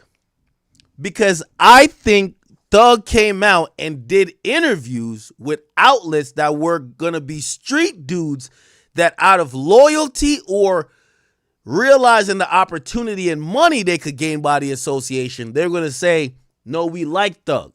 What he did is completely different than anybody else. And then I thought they were gonna shut out people like Woody. It's not about people like me. I can't call Thug a snitch. And I wouldn't even care. Thug seems like a cool person. I want to kick it with Thug. But I thought these platforms in Atlanta were going to shut out people like Woody because they have all the incentive to say, Thug didn't do what y'all want to say he did. Except Big Bang, who had a record-breaking interview with Thug. He gave the platform to the guy who's the biggest voice calling out Thug. Thug Shooter. Woody. This nigga throw it off, bro. You need some medicine, bro. Nah, because I want people to understand. See, let's go back. You see, he not smiling. And again, you know, I've heard people think that I have an agenda. I don't have an agenda against Thug. I don't. Like, bro, I can't meet no nigga this grown and feel like he gonna goddamn ready to die and kill for me. I can't. But we was. Because his influence. His influence had us thinking that, you know, okay, this is a God we got to protect. You feel me? Because this is the breadwinner. We niggas that ain't never had nothing. So at the end of the day, we got to protect the money. So we out here thinking that we protecting you the whole time. You not giving a flying fuck about us. You talking about Thug? Then you get in position, you remove yourself from us and act like, you know, we didn't help you get in that position. Now I'm saying your talent, not taking that from you. But it's a journey that you had to go through to get there. You know what I mean? The niggas put up on me and say, hey, but we finna start Thug. No, here y'all ain't. But was niggas still doing stupid shit as a nigga got in position? Who? I'm just saying, like they was saying in the I seen on the internet, they was like, bro was sending niggas home because they were doing dumb shit on the road and shit. Like I don't care what other people doing, babe. No, I'm asking you, was you still doing dumb shit? No, I never do. I just sit on the side of you and be quiet. I'm not fit to be playing with no girls, no nothing. That ain't what I'm here for. But your name was in shit in the streets though. My name was in shit that niggas put it in. Nobody pay Woody attention until you start making music. Now they like, oh shit, let me watch Woody. Everybody watching everybody else because they wanted the attention. All I did was be quiet and sit on the side of you.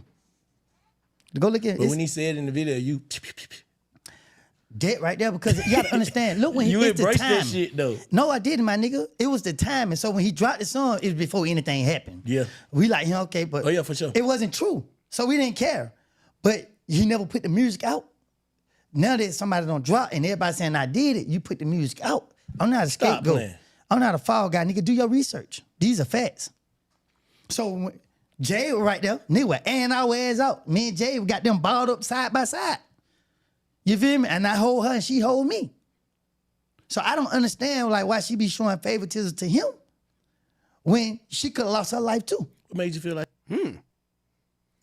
So I guess Baby Jade is like this figure in Atlanta. And I guess what he's saying, because of what Thug was promoting this idea that Woody is this killer. And he said this is before he really did anything.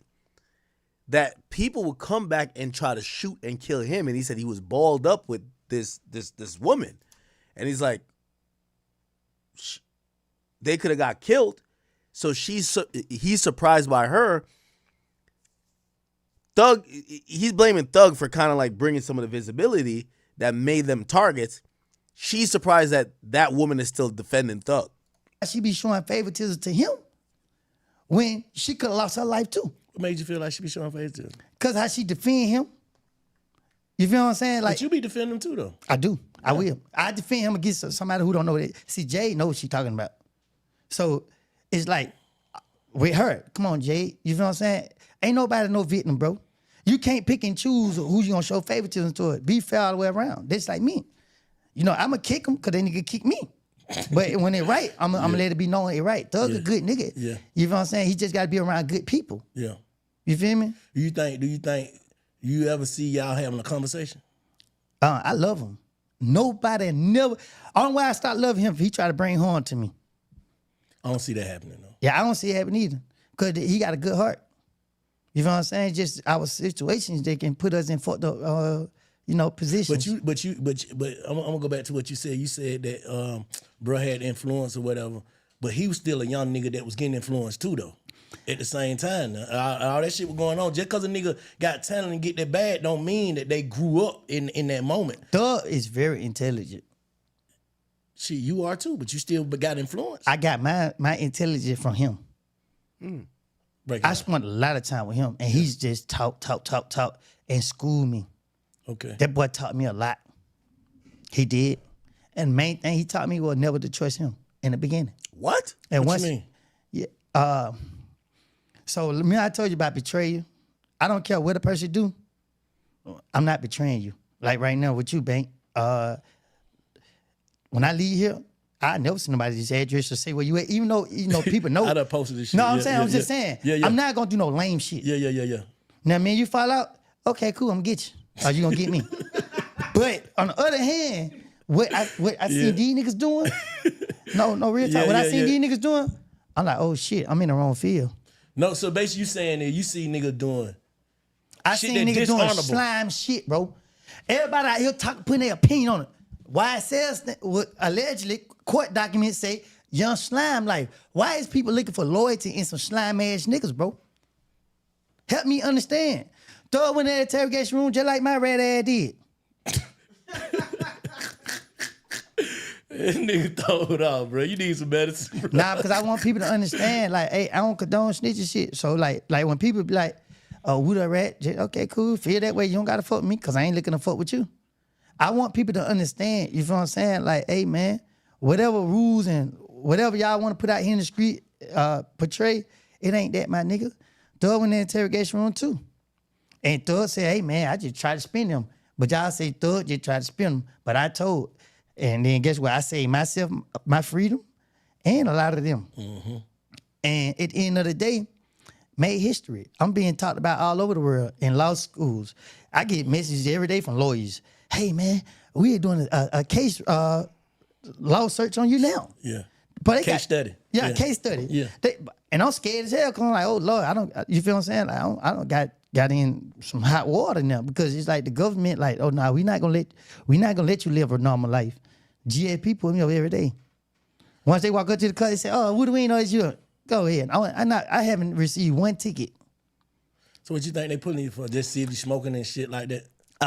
Am I gonna run? Try to see do I got weapons or anything illegal? So once they say I start, they know I'm clean. Yeah.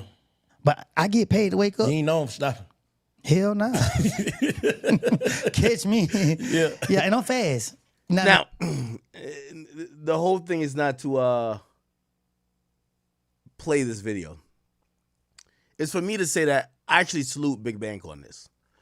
Big Bank showed me that, number one, I love what Sean Cotton does in, Dallas, in a lot of southern areas. And I get it, like I'm one of the biggest media outlets, but like I love when other people with their regions, they hold it down. Because when I need to look to that region, I want to be able to look to you. And Big Bang showed me something that was very important. He showed me that not because Thug gave me an exclusive interview, I ain't gonna dick suck him and then not bring up other people who gonna have a story or their message counters him. I thought this was really, really, really dope. Now, on the other end of this, and this guy is completely a cocksucker right here. But thank God for Charleston White. Charleston White violated this nigga every I'm which gonna take way. everything. Here we go. Here we go. This is where we get to. This guy right here, I want to let you know, I don't know him. I've always said he's trying to become Taxstone. Charlemagne signed him for like $23. He's been trying to be Taxstone. Like, oh, I'm the real nigga. Like, it's one of those guys, he keeps acting like he's so real, like he turns lame. Charleston did an interview with him. This nigga is a paid shill. I want to let everybody know. Lil Baby, Young Thug, he completely sucks them off. Trust me, he probably gargles their cum, and his belly is probably filled with all the DNA of all them Atlanta street rappers. no backbone possible. And the reason why I'm juxtaposing this to what Big Bank did, because Big Bank, I don't think he went too crazy on Thug, but he gave a decent interview with Thug. But he also gave the opposite side an opportunity to vocalize their issues, even if they didn't speak too lightly of Thug. This guy right here, he's the sucker that you're going to see Lil Baby and Young Thug, which it don't work because, like, this nigga can't change no narrative. When they want to go put something in the air, they go to this bum-ass nigga right here. So anyway, he paid Charleston White $10,000 to go interview on his platform, and Charleston White exposed him as nothing more than a Young Thug dick sucker. Y'all got to watch this because I was watching this today. It was highly entertaining. Shout out to my man Charleston White. I need to tell my testimony. Okay, then. So I don't tell it on the internet. I come on here and bullshit, bring people on live, play music, smoke weed. Y'all missed that part. So the interview side of you, when you sit down and have some real conversations, I think that's the other side of the character. That's not the other side of the character. That's me doing a real life interview. So you step outside of the character. Listen. That's been a real. That's a Here we go. violence. No, he's a victim. Children. If I brought the real me, there's no way I could sit on these podcasts and have dialogue because I'm gonna take everything back to the lyrical content of hip hop. I'm gonna take everything back to how's Young Thug and all these people still getting highlighted, but y'all have never highlighted no victim of their crimes. I don't want to. There we go. I keep telling you, this nigga right here is the biggest fraud we got. He's a wannabe Taxstone that just really, Taxstone at least was entertaining. He's a slow-talking old bum that's gotten propped up by the niggas who are trying to run campaigns. When I see a rapper sit with him, they're literally trying to get, quote unquote, the streets to validate, because he supposedly represents a street nigga, an opinion that the culture doesn't feel. So he sucks off Lil Baby. He sucks off Young Thug.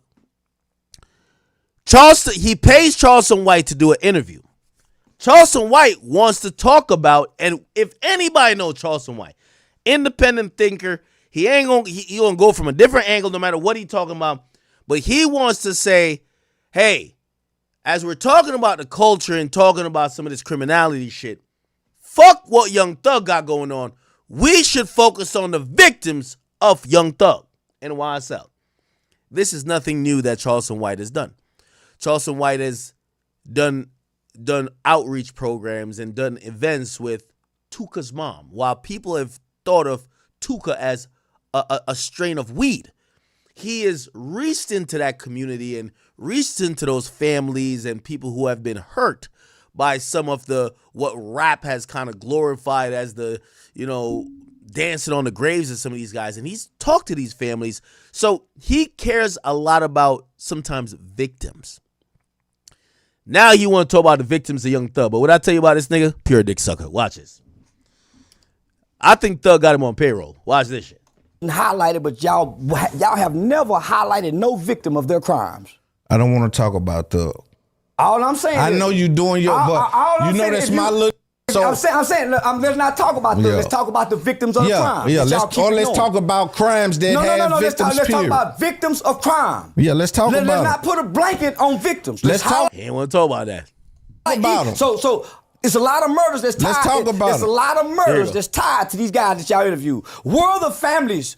Where the families that y'all go get their story? Because there's two sides to this coin now. Right. Why I'm the guy that interviewed Rich Homie Quan's father. I started that. Rich Homie Quan didn't die of gun violence. No, he's a victim though. He died doing what he... It's Charleston. This is why I love Charleston. To this bozo who's sitting on his podcast, who's double fisting Thug's cock, they claimed that YSL was responsible for 100 niggas dying. Why you don't want to talk to them niggas? Or talk to those people who was dying and who got hit by a stray bullet while these niggas were shooting up with micro drakes all over the place? Why not? His dad was shot. I don't give a damn. He's living. I'm talking about the people who done buried their sons and stuff behind it. Don't tell. So if you want the real me, let's have that discussion. Other than that, I gotta play. Let's with y'all. go. Let's talk about it. So let's name. You want to talk about some victims? So let's name some of Thug victims. Let's name some of Young Thug's victims. Yes. This nigga, yo, this was the biggest exposure level. You could tell Thug's paying this nigga. We don't talk about Thug. We not talking. What do you mean we not talking about Thug? We talking about Thug. We're talking about Young Thug.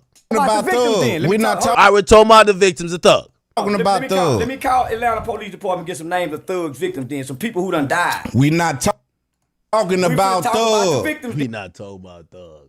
Now let's talk about victims, period. We finna talk We ain't about talking- Oh, we don't want to talk about Thug. Oh, you getting paid. I get it. about Thug. You can't now. We gonna talk about We Thug. not talking Rich homie Quan is one of Thug's victims.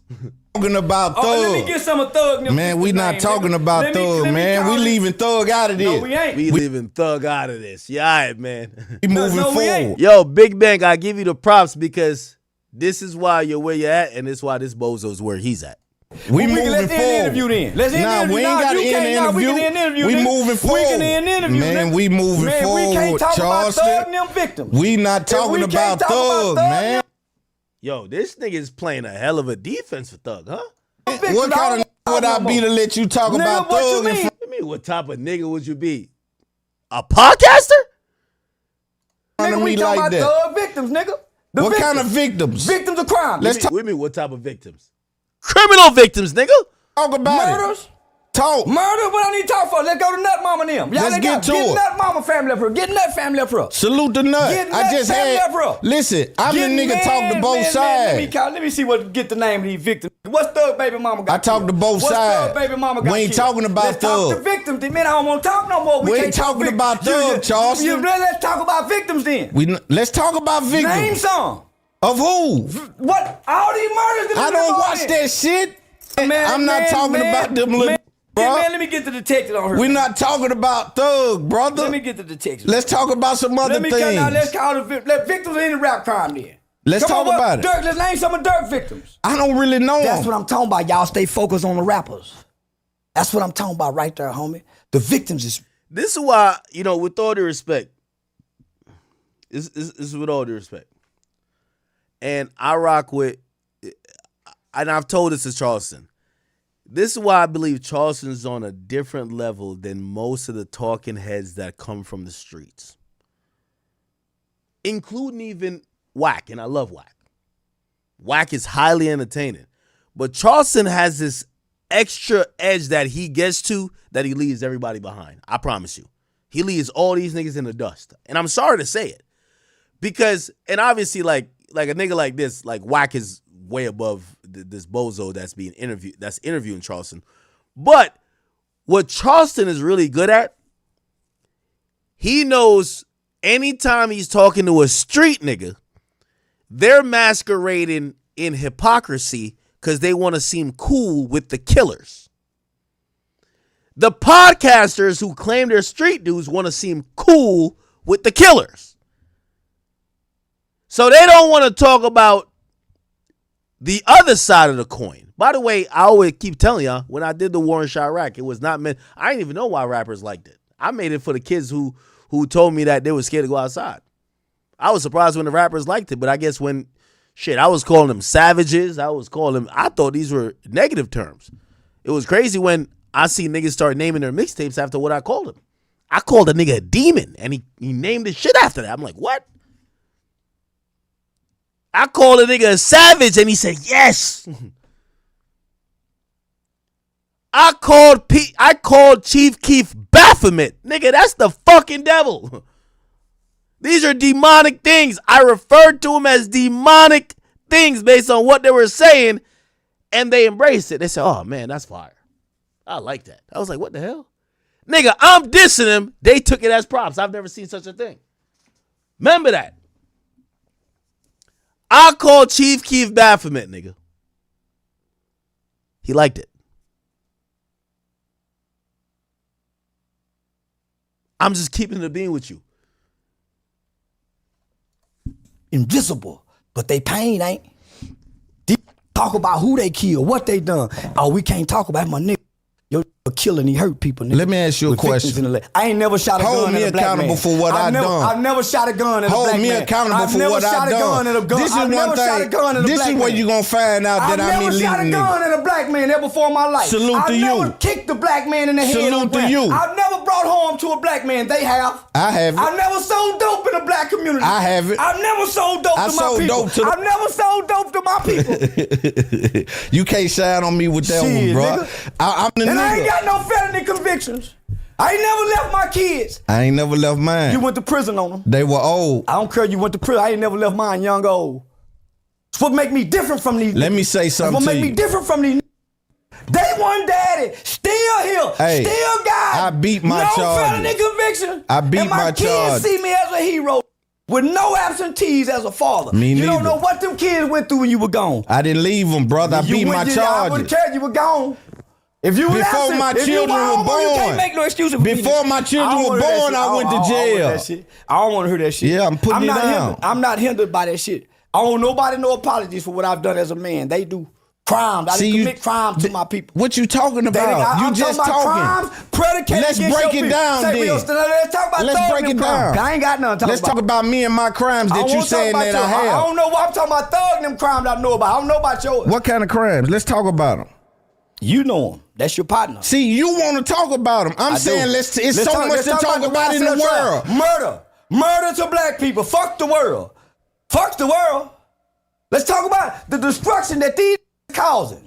Still to this day. Ain't nobody causing destruction. Then You get off just the talking. snitch shit, thug. Let Gunna be free. Hey, why we talking about thugs? Hold it accountable like you trying to do everybody else. Then nigga. what I don't understand. Hear that shit, my nigga. Then what I don't Hold them niggas ass understand. accountable. You ain't even having no conversation. I don't want to have no conversation because you done lost the intelligence, Charles. How I Talking about defend that them? I my said partner? we don't No, want to no, talk we about gonna it. talk about it, I'm nigga. a big homie. Fuck We a ain't big talking homie about talk, Charleston, nigga. Lead nigga. your family. Fuck being Nigga, a I done homie. led my Then village, you done nigga. misled, nigga. You got life fucked up. Them Fucked nigga don't up. even listen to you. You nigga. got life fucked up. Then What? make them apologize What? to them. You say you're a big homie. Of course. Yo, You crazy. stop hollering big homie. Talk to name. I ain't no big homie. I'm a daddy. I'm a daddy too, I ain't nigga. no I'm big multiple homie. I don't things. lead no. I'm multiple my things. motherfucking self, Nigga, I nigga. lead the village, Man, nigga. what village? This one. What village? This one. Name something you do out here. I just fed 52 families last week.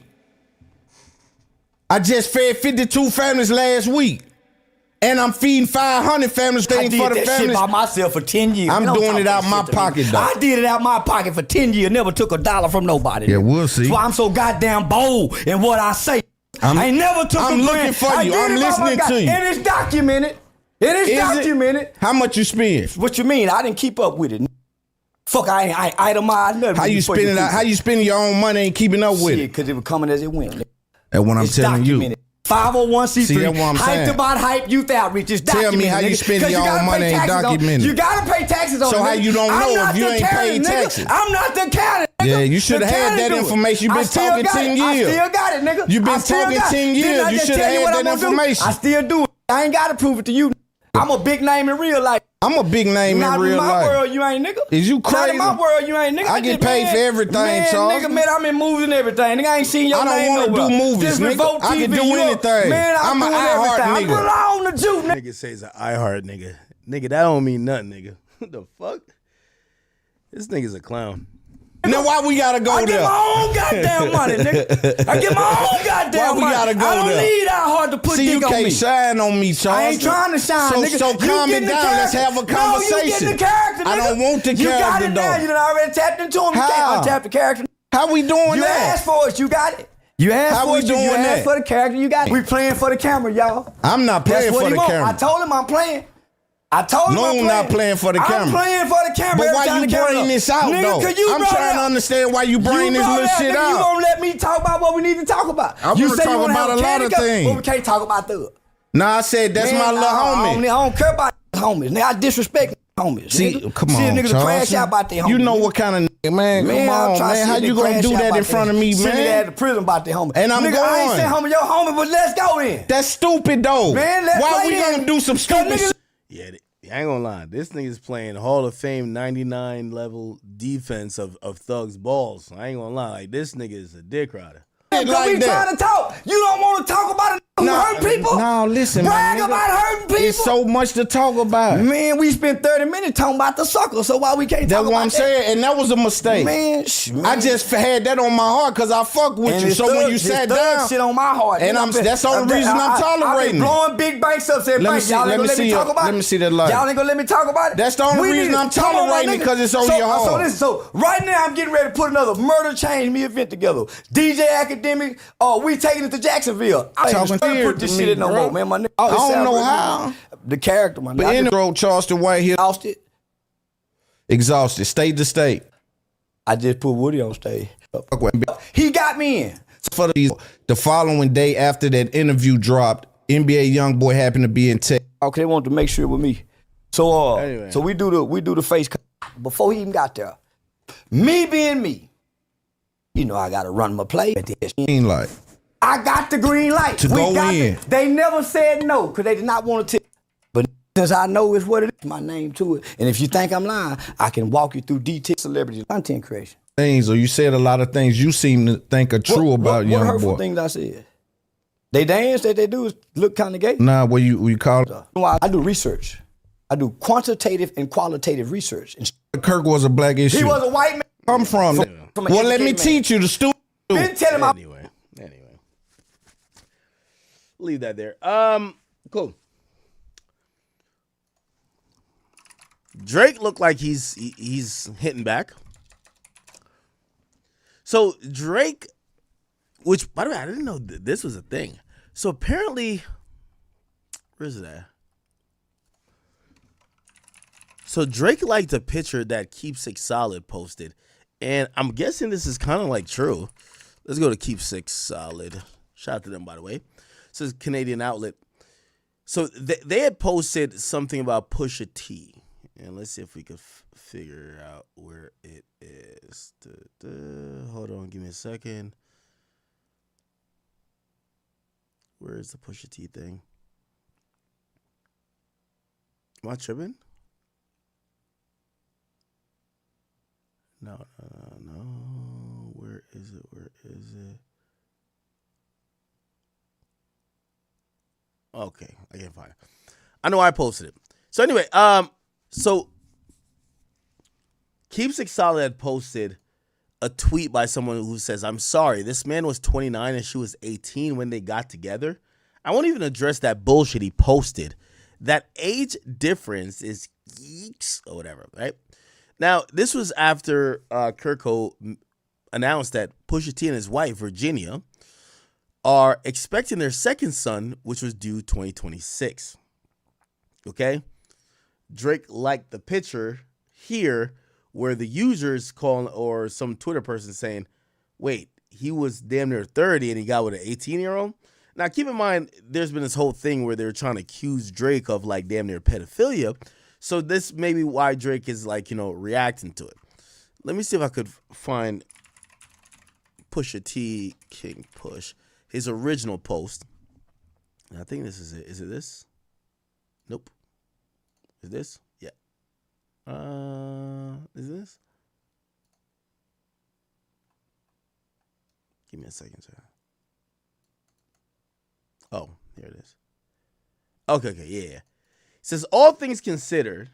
Oh, this is him posting, I guess, his pregnant wife. And she's pregnant with their second son. So that's Pusha T's wife. And Pusha T, don't try to drop no diss on me. I'm not trying to show your wife for no reason. Just trying to do a story. So all things considered, Nigel, you ask and you shall receive. But this time it was mommy who made it happen. She prayed day and night, struggled with disappointments, but she never gave up on your wishes. You are going to owe her big time. New responsibility, new standards, and new expectations all come with being a big brother. So I guess Nigel is their first son. And love on your new best friend that mommy gave you. You're going to love it. Just look at your daddy and Uncle Mookie. What's better than that? And then, I guess this is to his wife. Is this her? Yeah. He tags his wife. He says, Virginia, thank you for my second baby boy. I hope you carry on with this tradition. You never teach me how to change a diaper, prep a meal, or suck out a snotty nose. What the fuck? or anything a super mom does. You make things very easy for me, and I love and appreciate you for it all. See you spring 2026. Now, I'm not sure how they got that he was with her or he's got with her when she was 18. How did they get that?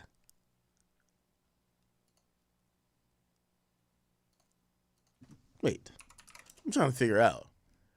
I guess they looked at the age of the son. Pusha T, wife, 18.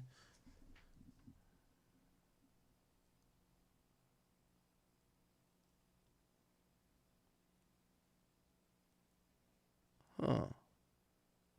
I'm trying to get like some type of understanding of what the hell. Born in 1977, Pusha T channeled his creative ambition alongside his older brother, No Malice, forming the rap duo Clips. Okay, I think it was something about when he met her. When did he meet her? Because I think that's the big thing about it, right? So now people are kind of saying, yo, Pusha T, everybody's trying to say Drake is weird and Drake likes him young, but like, yo, Pusha T met wife. Let's see when he met his wife. Okay. All right. Let's see. So Pusha T, well, I don't know if this is actual fact, but he met his wife when they were both consensual adults. All right, cool. Pusha getting packed up for bad parenting and meeting wife when she was 18.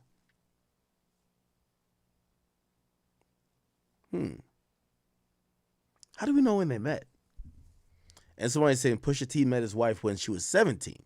They're kind of trying to like throw this like grooming allegation on Pusha, like he groomed his wife. He married her in 2018. How old is she?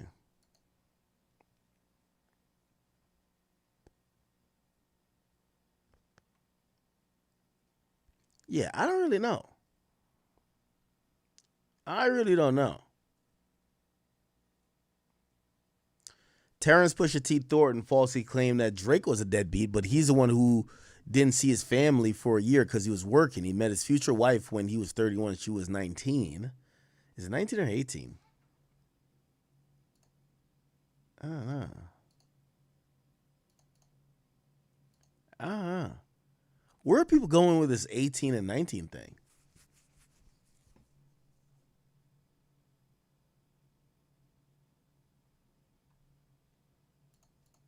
Okay, let's go to the TMZ article.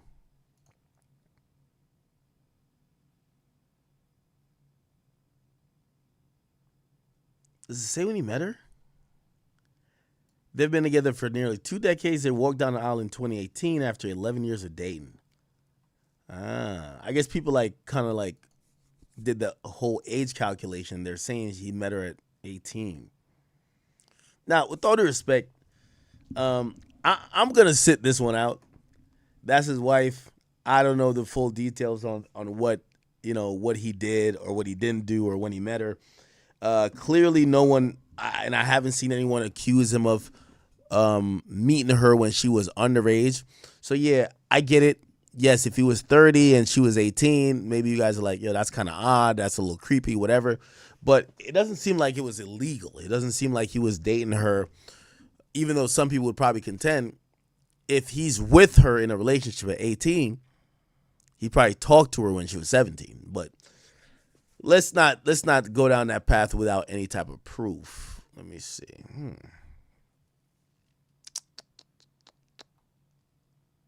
Look at this. All right, I'm gonna look at this later.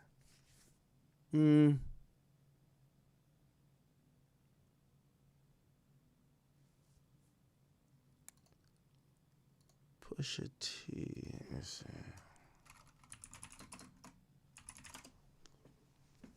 How do we really know he actually met his wife at 18? And even then, I mean, I guess that's legal. So I'm guessing like we're trying to speculate if he was with her underage.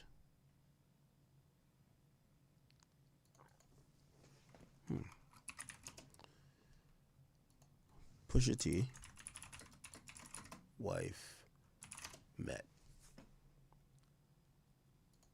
Virginia Williams and Pusha T. A Lovely Marriage. Terrence LeVar Thornton, known as Pusha T, and Virginia Joy Williams have been together over 20 years. After meeting Virginia at Clips's Hell Hath No Fury album release party in 2006, Pusha was immediately fascinated. He instantly connected with her when he saw her across the room. After 11 years together, they got engaged on July 21, 2016, a date that would change their lives. Pusha T married Virginia Williams at the Cavalier Hotel in Virginia Beach, their hometown, on July 21, 2018. The setting was chosen to show Virginia Beach to distant friends and family. The modest ceremony drew 150 guests, including Kim Kardashian, Kanye West, and best man Pharrell Williams. Their engagement anniversary and repeating motif, Virginia constantly observed, 721, in various places, made the wedding day unique. Pusha T's brother Gene, No Malice, Thornton officiated their wedding, providing a personal touch. Virginia wore a lovely Marchesa gown with floral embroidery. Virginia Williams and Pusha T. A Lovely Marriage. Terrence LeVar Thornton, known as Pusha T, and Virginia Joy Williams. All right. And I've been equally disgusted by this on the side of like the K-bots. So I can't celebrate it on the side of like Drake and whatever. Like this idea of trying to make everybody seem like a pedophile, I think it's actually really sickening, especially when it's not true. And I don't believe Pusha T's a pedophile either. So, again, while maybe some Drake fans are like, well, this is like karma or whatever, I don't agree with either of these men being called those disgusting terms. So, yeah. I don't know if we can find it.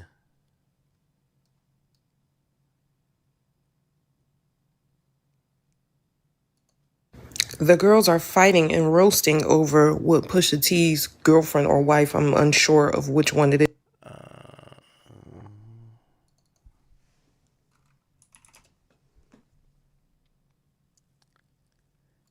YouTube. New standards. Well, this is 2025, and if people find out that you got a crazy gap between you and your significant other, it's a little. It's tough. Let me stand on business. Oh, shit. All right. Let me move out of the way. We sit up here and we talk about all the nastiness that we've watched with Drea and Homeboy, right? Mm-hmm. And we've compared the ages and certain things and said that's nasty. Let's just be real. And Drake. Okay. I'm going to be honest with you. Oh, this is their wedding? This was 7 years ago, but they've been supposedly talking for like 20? I thank all you guys for celebrating that with us. Sealing the deal. New son. I can't wait to see what God has in store for you guys. Some of us that are so... Now, I get it. Some people are saying, yo, we got to look into this because they're making these wild assumptions about Drake. And, it wouldn't be fair if some of these guys are guilty of some of the things that they're accusing Drake of. But I don't see the proof. I if someone could point me to actual definitive proof that she was 18 when he met her, I don't know if this is true actually at all.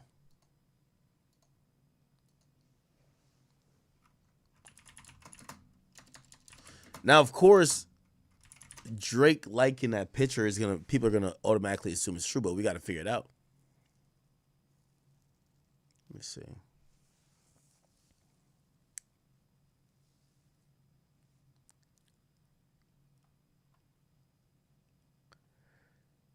Yeah, I don't know what the real age was. Wow.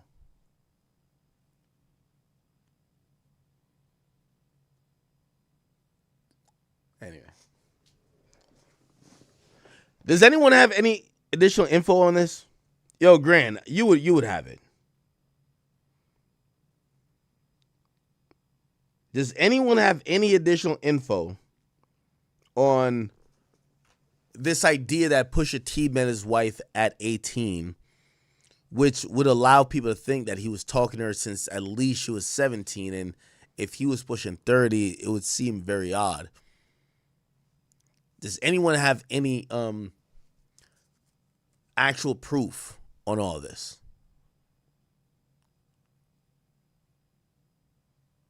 He's a sick man who groomed his wife while she was in high school. What? feel like a section of Twitter that accuses everybody of being some type of deviant.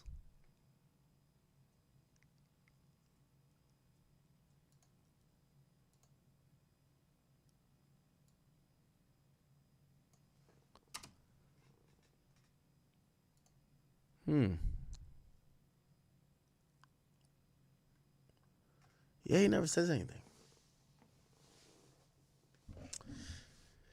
Yeah, again, I'm not gonna get at a dude for something that I don't even know is true. So, fuck it. All right.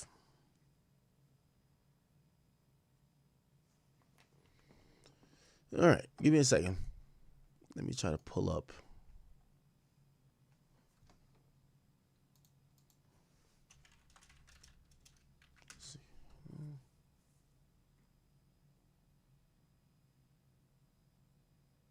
Okay. Yo, chat. You know what actually surprised me? Somebody tell me what's going on, chat. Please. Somebody help me what's going on. Hey, I get why Ye was linking with homie right here. Why the hell is Thug linking with him? Yo, Thug. Nobody thinks you're anti-Semitic. We just think you cold. Why the hell are you linking with this rabbi? I don't know if he got like a personal line. Maybe he got like, maybe God don't have this guy on D&D or something like that. So like he's the only way you could get to God quickly. But why the hell is young, truly humbled under God sitting here with this guy? And why do everybody keep like holding his hand like they're begging for some type of forgiveness? Why is it the same damn translator? Yo, Young Thug, this is a bad look, bro.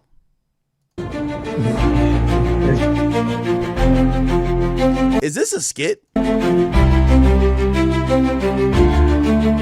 Yo, Thug, you should be doing this with Mariah the Scientist, dog. Why the fuck is you holding a old, gray, dusty-looking nigga's hand? His hand probably look and feel like you just took your hand out of a fucking jar of prune juice. Like, why are you apologizing to him? Go apologize to Mariah the Scientist. Go apologize to Wham or something like that. I ain't gonna lie to you. This video would have hit harder for me if he was apologizing to Wham. Wham, pick up your phone. It's Spider. Now Wham finally picked up. You're holding his hand like, you know what I mean? You're sincere about whatever. I would fuck with it. But looking at this, why the hell is Thug with this dude? Like, is this rabbi got like a little closer connection to God than everybody else? This AI?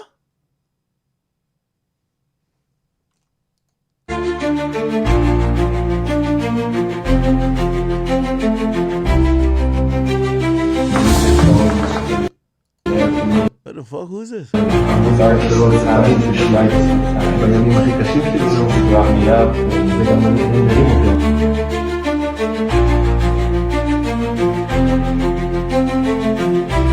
What the hell going on in here? Yo, Young Thug, man. You don't have to do this, brother.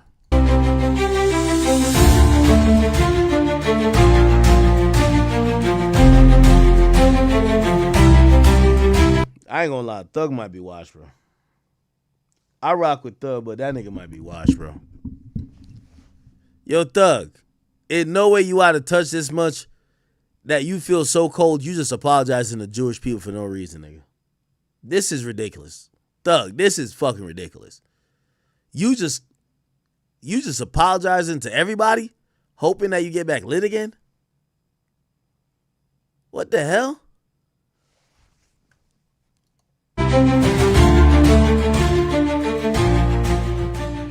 Giving this nigga all the eye contact in the world like he's your girl? Nah, this is sad. I ain't rocking with this shit. I'm not rocking with this shit.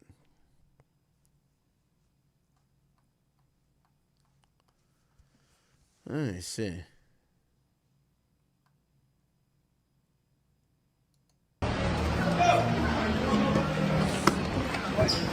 Go, go, go, go, go.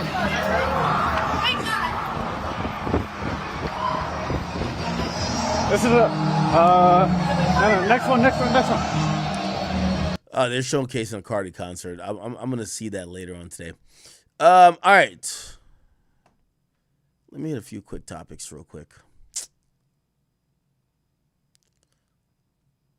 do have to catch a flight, so y'all gonna have to bear with me. All right, Lil Baby. I ain't gonna lie, man. I'm rooting for Thug and Lil Baby, but both of these niggas, man, I'm gonna keep it a bean with you. I'm gonna give them one. It's a one-time offer. Y'all both pay me $250,000 each, man. I'll get y'all both back hot. I ain't gonna cap with you because, it's like I'm watching both men just not understand, and this is the saddest part of what I've always seen with entertainers.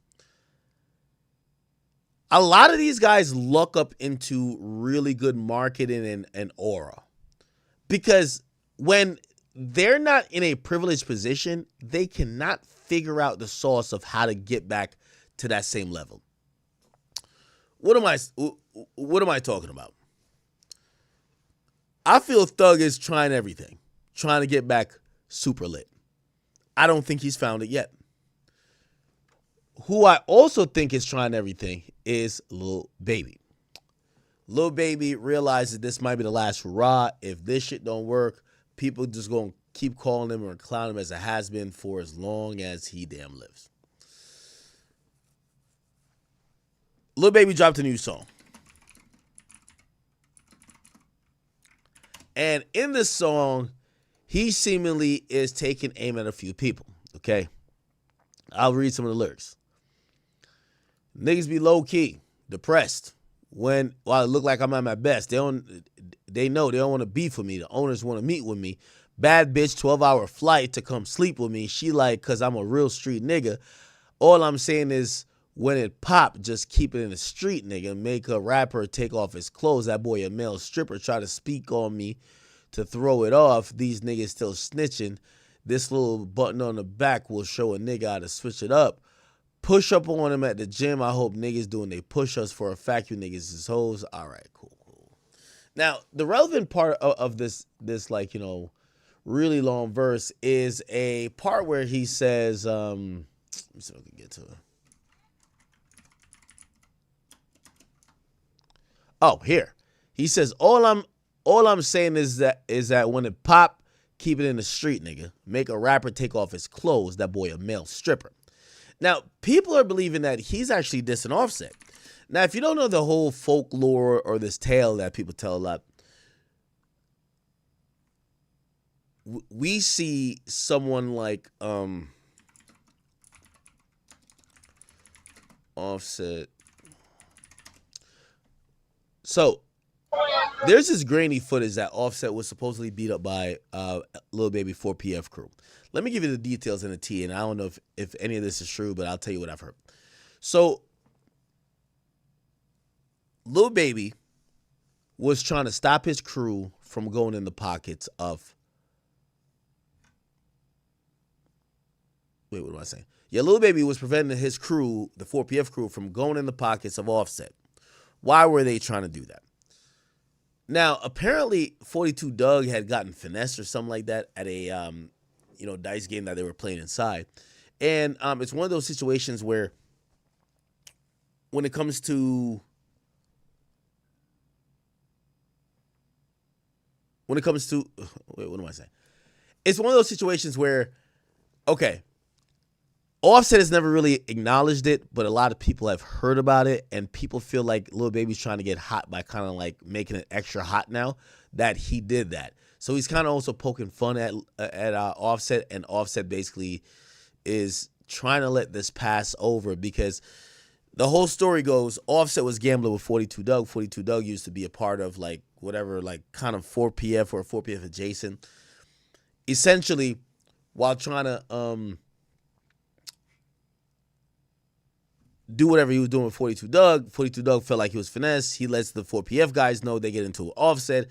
Some of the guys rush Offset, and they were almost trying to like kidnap him or like, punk him and like put him, or they ran him into a car while he was like completely like either nude or like they're calling it stripping him down. But people claim that this is for Offset. I don't know. If you listen to this parking lot video, which came out at the time, they're claiming that Offset, I don't know if he runs past the screen, but you could hear almost him pleading with 4PF not to hurt him.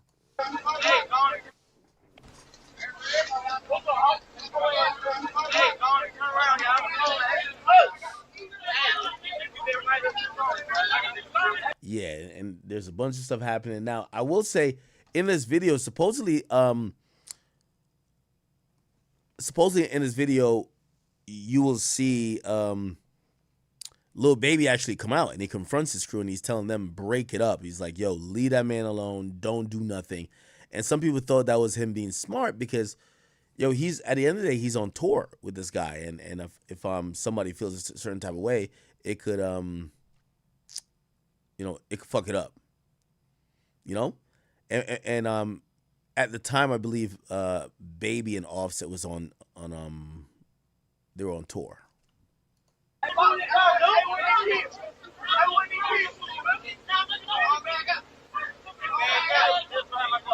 They doing it. They riding in. They're taking these seats.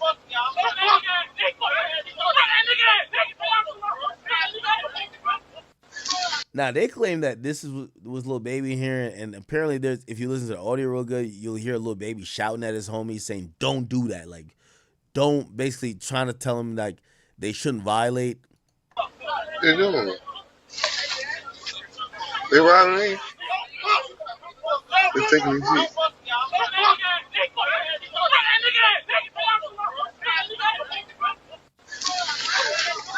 Wow.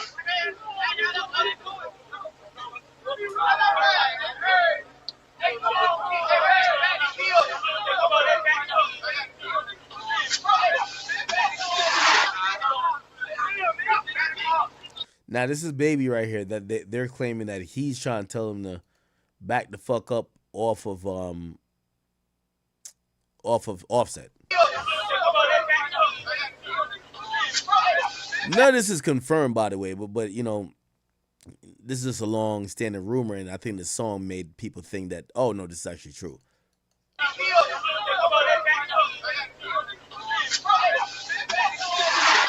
Now watch it. I think this is Baby right here.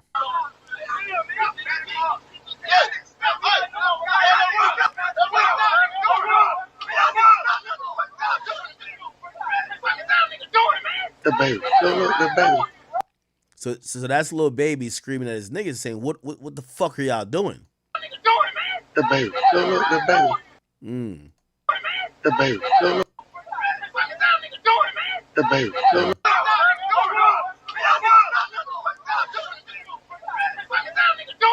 The Baby. So he's basically telling like his homies like, yo, what are y'all doing?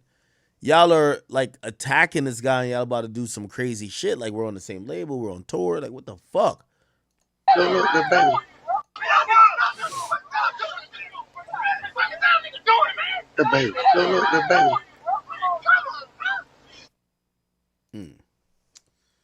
Interesting. Someone said, pay attention. Y'all gonna see his shoes flying. You're gonna see Lil Baby asking them niggas, what the fuck y'all doing? Y'all niggas is stripping. Then jump in the Lambo and pull off. They keep saying, don't shoot, don't bust them. So some people are feeling like there were gunplay involved, which I actually have no idea about, but, wow. So people think that Baby's dissing Offset. Now, Offset, he's been going through a lot of stuff with Cardi B. It looked like he's always, like, ignored.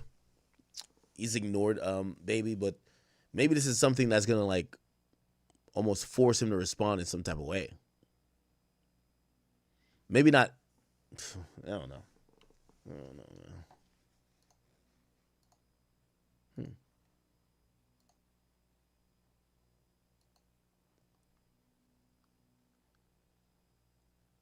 Has Offset even said anything?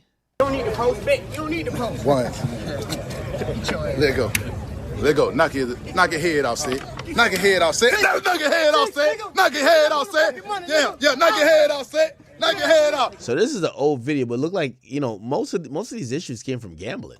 Knock your head off. Knock your head. You don't need to post, Vic. You don't need to post. One. People saying that. So at some point they were cool. The rap game can get competitive. Just because you're signed to the same label as another artist, or you move in the same social circles, doesn't mean that you're automatically gonna be cool. Everybody wants to be the biggest artist in the world, and when another rapper comes along and steals your shine, things can get heated. The most recent rap beef to make headlines is none other than the feud between Lil Baby's 4PF crew and the Migos. Let's take a look at what we know about the beef between these two groups. Both Migos and Lil Baby are signed to Quality Control Records, also known as just QC.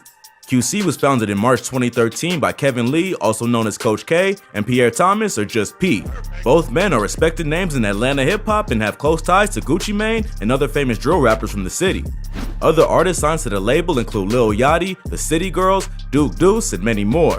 Plus, Cardi B is signed to a management deal through QC, so the label has a small yet exclusive roster that includes some of the biggest names in hip-hop. The Migos were one of the first acts to sign to the label, and for a long time, they were running the show. Migos were originally part of the 1017 family, and Gucci was one of the first rappers in the industry to give him a cosign. But after he went to prison, Gucci Mane into court, he wore handcuffs on his way out. A judge revoked a year of probation, sending the rapper straight to the Fulton County Jail. Coach K and P stepped in to take the Migos under their wing. They released their debut single Versace under the label, which was followed up with the remix by Drake, and ever since then, the group has been dominating the charts. For a long time, the Migos were the stars of the label. With hit records like Bad and Bougie, Fight Night, Look at My Dab, and Motorsport, the Migos were on fire while Baby is from the Jones just says, yeah. Did you hear the record I'm talking about? Although, any public beef between Baby and the Migos, they just seem to move in their own separate ways. In an interview with The Breakfast Club, Lil Baby said that he and the Migos didn't have a relationship like that. He didn't say there was any beef, but they just did their own thing musically. Then, in March 2020, rumors started going around that Offset had been jumped by Lil Baby's 4PF goons outside the release party for his album My Turn. Witnesses who were allegedly at the party said they saw Offset get jumped, robbed, and stripped down to his boxers. A video also came out that supposedly showed the fight go down, although it's filmed from a car parked far from the action on the other side of a fence. The video does show some kind of altercation, and you can just barely hear Offset's name and other threats being made, but it's far from solid evidence. Several rumors were floating around as to why Offset and Baby may have had problems. One theory was that Offset ended up getting into it with some people, which resulted in Lil Baby almost getting robbed, even though he wasn't involved in the situation.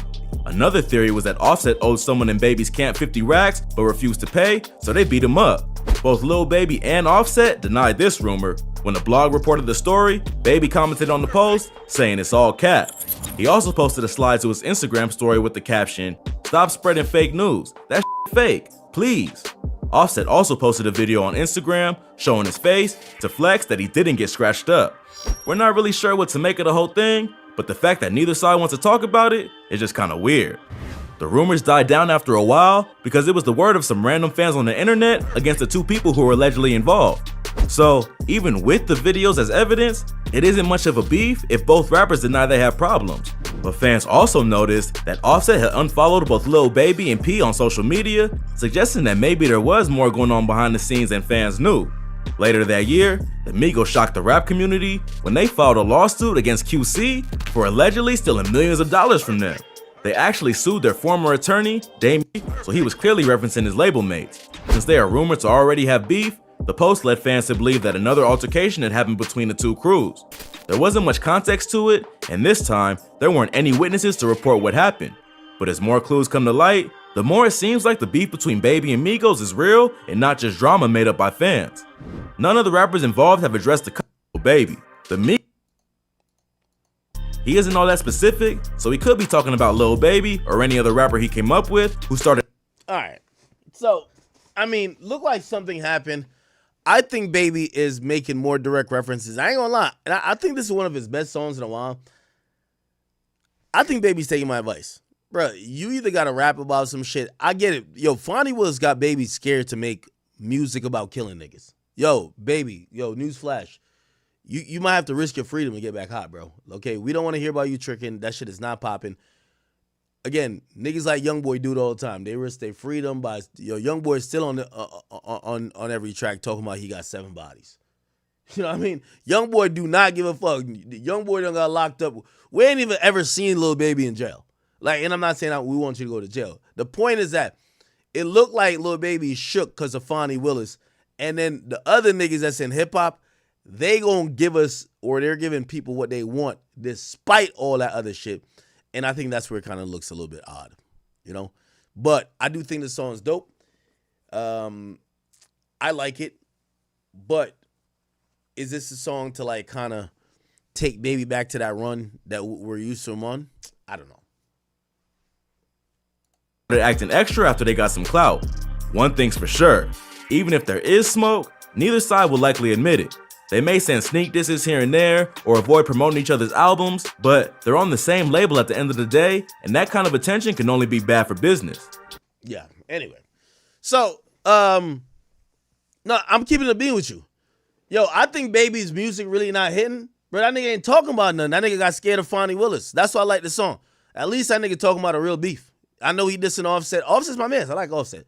But like, yo, bruh, like, the reason why YoungBoy be winning, yo, YoungBoy don't give a fuck about no arrests, no charges, no nothing, nigga. He gonna tell you like, yo, we gonna lay your head on a fucking pillow if you creep up on it. He gonna tell you the truth. YoungBoy be rapping, his shit be seeming so much like reality is like, it's scary. Fonnie Willis made Lil Baby a Neiman Marcus rapper. Like, he's a Sax Fifth nigga. All he could rap about is designer shit. Yo, if he want to get back popping, you gotta start popping your shit. You gotta let niggas know.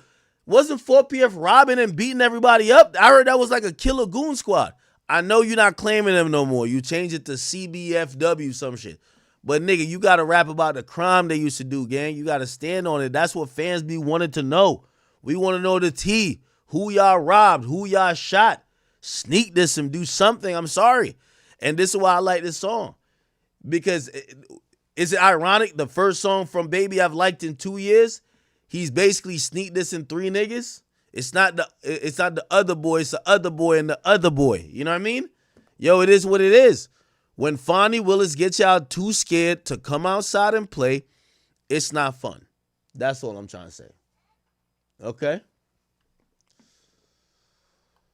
All right. Now, Offset, I ain't gonna lie, bro. This is about the third time this nigga has mentioned that he stripped you down. Like, everybody heard the story that you ran into a Rolls Royce. Like, you a gangster, so I can't even believe this shit happened. But could you please address this shit publicly, bro? This is looking a little crazy, Offset. Offset, this is looking a little crazy, bro. This is starting to look a little crazy. All right. All right. Chat, I ain't gonna lie. I got one more topic, man. I got a skedaddle, man. I got a flight. I'm dipping out of here in an hour and a half, and I ain't packed. Also, I seen shout out to my man on Friday. He said, "Am I dodging the Drake topic with him getting pissed on?" No. Or Leslie getting pissed on? No. I'm gonna be with Aiden, so we could do that together. I think maybe I could even get Aiden. You know, we'll just call Drake or some shit. Ask him. I want to ask Drake if he got pissed on. Give me one more goddamn topic, and I'm definitely the fuck out of here. I'm sorry. We're going to Miami for a stream. We're going to Miami for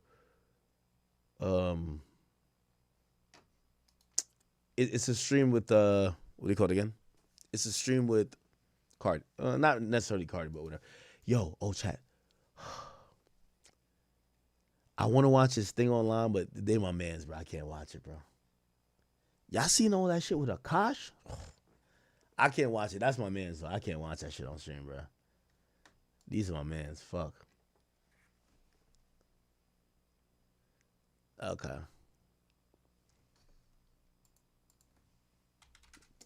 Give me a second.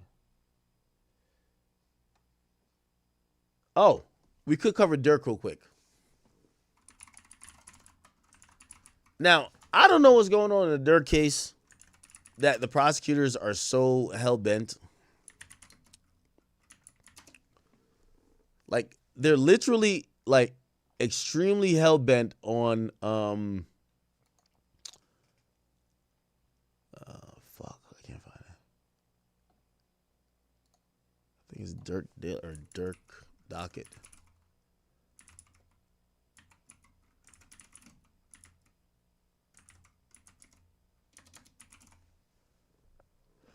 Give me one second. I'm trying to figure it out. Anyway, the point is this. Lil Durk is now under extreme scrutiny from the courts. The courts believe that he, in a roundabout way, may have influenced people to want to cause harm to the people of the court during this case for Durk that's coming up, and they want to take extreme measures. Now, they obviously, there's no cameras allowed in our federal court. However, they don't want a lot of things that some people might think would be normal. They don't want Durk to see some of the evidence. They want an anonymous jury pool. They want to make sure that the witnesses the jury members have zero chance of being, intimidated.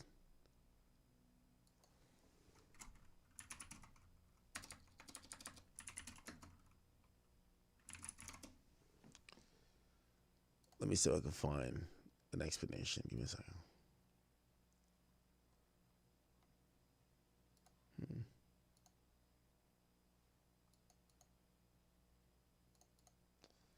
What? Give me a second.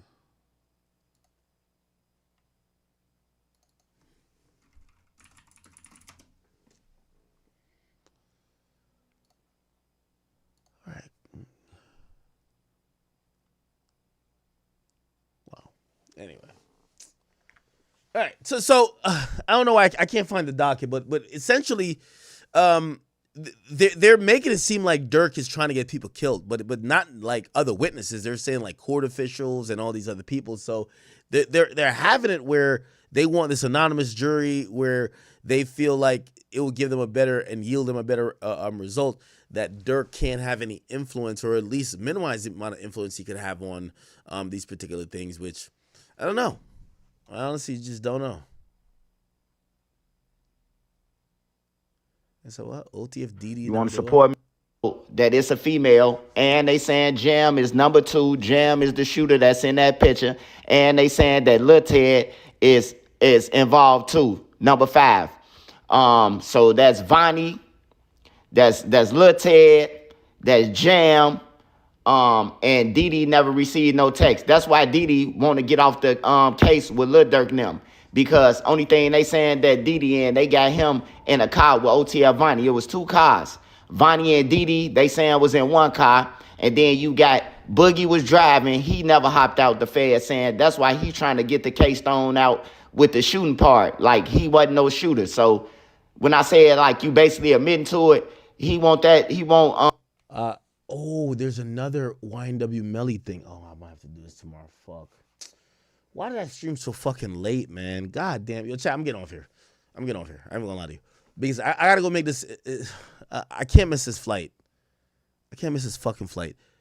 But I gotta cover this YNW Melly shit. There's more details. I don't know how this stuff is being leaked, but there's mad material evidence now being leaked that hasn't been brought up in court. I watched the first trial, didn't get brought up, but it's like eyewitness stuff where they're talking to the family of the deceased right after it happened, and they're kind of like cluing people in, like, yo, they really feel Melly did it. Not only then, but like, kind of makes you look at things a little different. Chat, I don't have time to play this stuff.